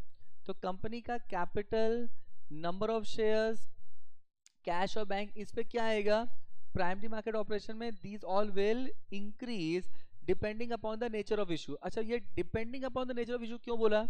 मान लो कंपनी बोनस इशू कर रहा है, बोनस इशू कर रहा है, तो बोनस इशू में क्या कंपनी को कैश मिलता है? नहीं। बोनस इशू में जो कंपनी के पास फ्री रिजर्व पड़ा है उसके सामने ही शेयर देते हैं, तो कंपनी का फ्री रिजर्व कम हो जाएगा और कैपिटल बढ़ जाएगा, तो वहां पे कैश पे फर्क नहीं पड़ेगा। तो ये डिपेंड करता है कि आप किस तरीके से सिक्योरिटी इशू कर रहे हो, उसके हिसाब से। So that will be consider. So effect of primary market operation में, so amount of share capital, number of shares, cash, ये बढ़ता है depending upon the nature of issue. तो अगर मैंने बोनस इशू किया तो कैश नहीं बढ़ेगा। अब प्राइमरी मार्केट ऑपरेशन में देखो, प्राइमरी मार्केट कितने तरीके के होते हैं। There is something called public issue. Word सुना है public issue? Now public issue में आप क्या कर रहे हो, आप सिक्योरिटी इशू कर रहे हो पब्लिक को। अब एक चीज बताओ, मान लो मैं एक कंपनी हूँ, ठीक है, मैं एक कंपनी हूँ और मैं अपने शेयर सिर्फ आपको इशू कर रहा हूँ, सिर्फ मैं आपको दे रहा हूँ और किसी को शेयर इशू नहीं कर रहा हूँ, तो क्या मैं पब्लिक इशू कर रहा हूँ? नहीं, I am doing private placement. तो जब मैं investor as a company, if I am issuing shares only to specific investor, then it is not public issue. तो पब्लिक इशू कब होगा? When it is not specific investor. तो issue of securities to public, और हम लोग जब public की बात करें then we are saying not specific investor. if you are issuing securities to specific investor then it is to be called as private placement। अब public issue कितने तरीके के होते हैं? पब्लिक इशू दो तरीके का होता है, एक होता है आईपीओ, दूसरा होता है एफपीओ। ये वर्ड सुना है? आईपीओ मतलब इनिशियल पब्लिक ऑफर। अच्छा, अब आईपीओ कौन करेगा, लिस्टेड कंपनी या अनलिस्टेड कंपनी? Unlisted company. याद रखना, आईपीओ लिस्टेड कंपनी नहीं करता, आईपीओ अनलिस्टेड कंपनी करता है फॉर गेटिंग लिस्टेड। मतलब आप आईपीओ करके लिस्ट होते हो, अनलिस्टेड कंपनी आईपीओ करेगा for getting listed, that is why it is to be called as IPO. अच्छा, अब आईपीओ जो है, अच्छा अब ये आपके दिमाग में हो सकता है रॉन्ग कंसेप्शन हो, तो उसको भी क्लियर करना है। जब एक कंपनी आईपीओ कर रहा है तो क्या कंपनी पहली बार शेयर्स इशू कर रहा है? नहीं नहीं। अगर एक कंपनी आईपीओ कर रहा है तो क्या आईपीओ से पहले कंपनी के शेयर्स थे? याद रखना, आईपीओ जब कंपनी करता है तो वो पहली बार शेयर इशू नहीं कर रहा है, आईपीओ जब कंपनी करता है तो वो पहली बार पब्लिक को शेयर्स दे रहा है। अगर मैं पहली बार पब्लिक को शेयर्स दे रहा हूं then it is to be called as IPO. इसका मतलब आईपीओ से पहले भी कंपनी में शेयर्स थे, जो कंपनी के प्रमोटर्स के पास थे, जो कंपनी में स्पेसिफिक इन्वेस्टर के पास थे, they are the share holder. But हम जब आईपीओ कर रहे हैं then we are issuing shares to public for the first time. ये समझा? अब देखो, अब हम लोग जब एफपीओ की बात करते हैं तो एफपीओ कौन करेगा, लिस्टेड कंपनी या अनलिस्टेड कंपनी? Listed company. तो यहाँ पे it is issued by listed company for subsequent fund raising. और ये तो यहाँ पे एफपीओ जो है, एफपीओ कौन करेगा? लिस्टेड कंपनी करेगा सब्सिक्वेंट फंड रेजिंग के लिए। इसका मतलब देखो, जब मैंने पहली बार फंड रेजिंग किया पब्लिक से, पहली बार भीख मांगा, आईपीओ। भीख मांगने मजा आने लगा, वापस मांगा, एफपीओ। लिस्टेड कंपनी जब फंड रेजिंग के लिए जाता है उसको एफपीओ बोलते हैं। तो अब एक चीज बताओ, क्या एफपीओ बहुत फ्रिक्वेंटली होता होगा? नहीं, आईपीओ होता है। एक बार आप लिस्ट हो गए, कंपनी के पास इनफ फंड है, तो कंपनी एफपीओ के लिए नहीं जाएगा। आईपीओ लिस्ट होने के लिए होता है, FPO listed company subsequent fund raising कर रहा है। Then next is called right issue. Now what is right issue? Right issue का मतलब होता है कि कंपनी अपने एग्जिस्टिंग शेयर होल्डर्स को ही शेयर दे रहा है in existing capital ratio. This is to be called as right issue. मतलब आप सब मेरी कंपनी के एग्जिस्टिंग शेयर होल्डर हो।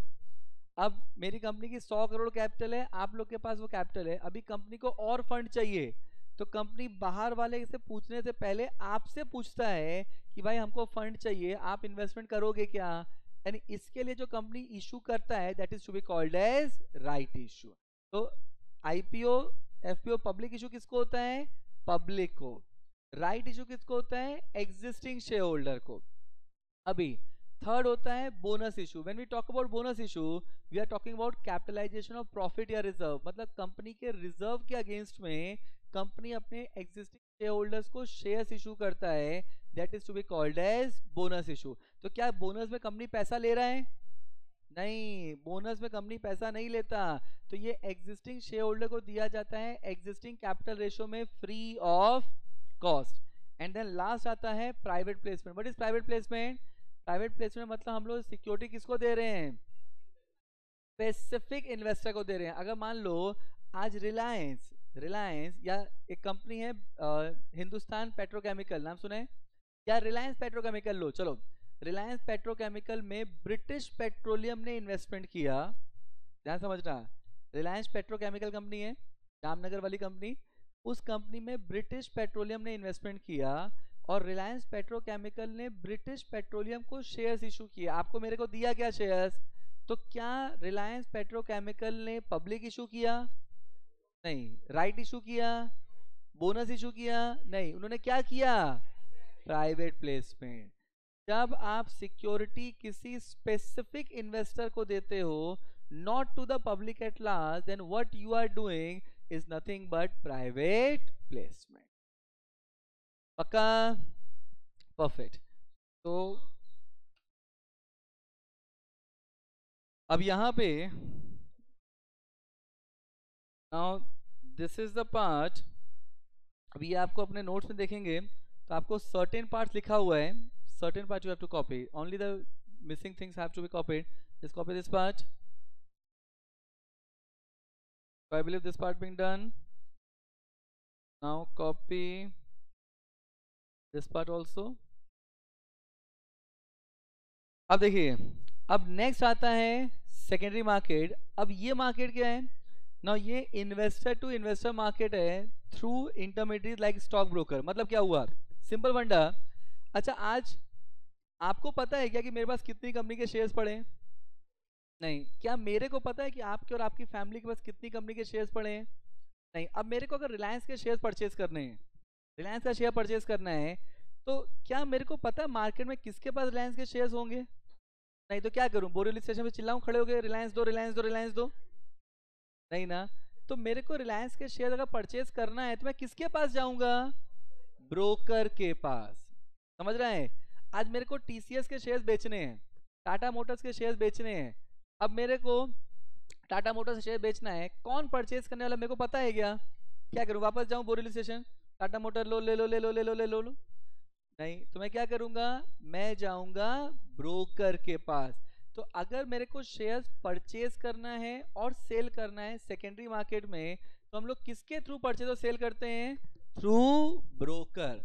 अब एक चीज समझो, जब मैं शेयर्स परचेज करता हूं मार्केट से, मार्केट में ब्रोकर के थ्रू जब मैं शेयर परचेज करता हूं या जब मैं शेयर सेल करता हूं, तो क्या कंपनी पे कोई फर्क पड़ता है? कंपनी की बैलेंस शीट में कैपिटल पे कुछ फर्क पड़ेगा? सोचो ध्यान से, कैपिटल पे फर्क पड़ेगा? कंफ्यूज? समझो मैं क्या कह रहा हूं। अगर आज मैं मार्केट में शेयर्स परचेज कर रहा हूं ब्रोकर से, क्या मैं मार्केट में शेयर्स बेच रहा हूं ब्रोकर के थ्रू, तो क्या कंपनी की कैपिटल पे कोई फर्क पड़ेगा? नहीं पड़ेगा, बराबर ना? अभी भी कंफ्यूजन है? अभी भी कंफ्यूजन है? तो इस चीज को ऐसे समझो, चलो ऐसे देखते हैं। अगर मान लो आज मैं, मान लो आज मेरा बर्थडे है, ठीक है, थैंक यू सो मच, ठीक है। अब आज मेरा बर्थडे है, तो आप लोग मेरे को गिफ्ट तो दोगे ही, नहीं क्या गरीबों? ठीक है, मेरे को पता है आप मेरे को गिफ्ट दोगे, ठीक है। और गिफ्ट जो होगा वो 1000 रुपए से नीचे का तो होगा नहीं, क्योंकि उससे नीचे मैं गिफ्ट लेता नहीं हूँ, ठीक है ना। मैं क्या, अपना स्टैंडर्ड है भाई, ठीक है ना। अब आप मेरे को 1000 रुपये गिफ्ट देते हो, ठीक है। अच्छा, अब आप मेरे को गिफ्ट दे रहे हो तो आपको मेरे से क्या चाहिए? Return gift. देखो गांव बसानी भिकमंगे पहले आ गए, ठीक है। अब अब ऐसे केस में, अब मैंने, मेरे पास एमआरएफ के शेयर्स पड़े थे, ठीक है, मेरे पास एमआरएफ के 100 शेयर्स पड़े थे। एक शेयर की वैल्यू इस समय कुछ 80,000 रुपये चल रही है, 85,000। अब मैंने क्या किया, एमआरएफ के जो 100 शेयर्स थे वो आप लोग में एक एक शेयर बांट दिया रिटर्न गिफ्ट के फॉर्म में, ठीक है। तो पहले एमआरएफ के 100 शेयर्स एक आदमी के पास थे, अब एमआरएफ के 100 शेयर्स 100 लोगों के पास हैं। तो क्या कंपनी का नंबर ऑफ शेयर्स बढ़ गया? नंबर ऑफ शेयर्स कम हो गया? नहीं। जब आप सेकेंडरी मार्केट में ट्रांजेक्शन करते हो तो कंपनी के कैपिटल पे, कंपनी के नंबर ऑफ शेयर्स पे एंड कंपनी के कैश और बैंक पे कोई फर्क ही नहीं पड़ता। समझ रहे हैं? फर्क किस पे पड़ेगा? नंबर ऑफ शेयर होल्डर पे। तो जो पहले एक शेयर 100 शेयर एक के पास था, अब वो 100 शेयर 100 लोगों के पास आ गया, मतलब नंबर ऑफ शेयर होल्डर बढ़ गए। अच्छा, यहाँ पे कंपनी की शेयर होल्डिंग पैटर्न पे फर्क आ सकता है। मान लो मैं कंपनी का प्रमोटर हूं, मान लेते हैं मैं कंपनी का प्रमोटर हूं। अब अगर प्रमोटर अपने शेयर्स पब्लिक एट लार्ज को देगा तो प्रमोटर होल्डिंग कम हो जाएगा, पब्लिक होल्डिंग बढ़ जाएगा। एंड थर्ड थिंग जो फर्क पड़ेगा वो होगा मार्केट प्राइस पे। मार्केट प्राइस ऊपर नीचे हो सकता है, तो जब सेकेंडरी मार्केट में ट्रांजेक्शन होता है ना, तो कंपनी के कैपिटल पे, नंबर ऑफ शेयर्स पे एंड नंबर ऑफ शेयर्स पे और कैश पे फर्क नहीं पड़ता। फर्क कहां पड़ता है? Share holding pattern. फर्क पड़ता है number of share holder and market price पे। So when we talk about secondary market transaction, it is a market transaction between two investor through intermediaries. And who is the intermediary? Nobody else but the broker. Clear? यहाँ तक copy कर लीजिएगा, rest will take in the next session.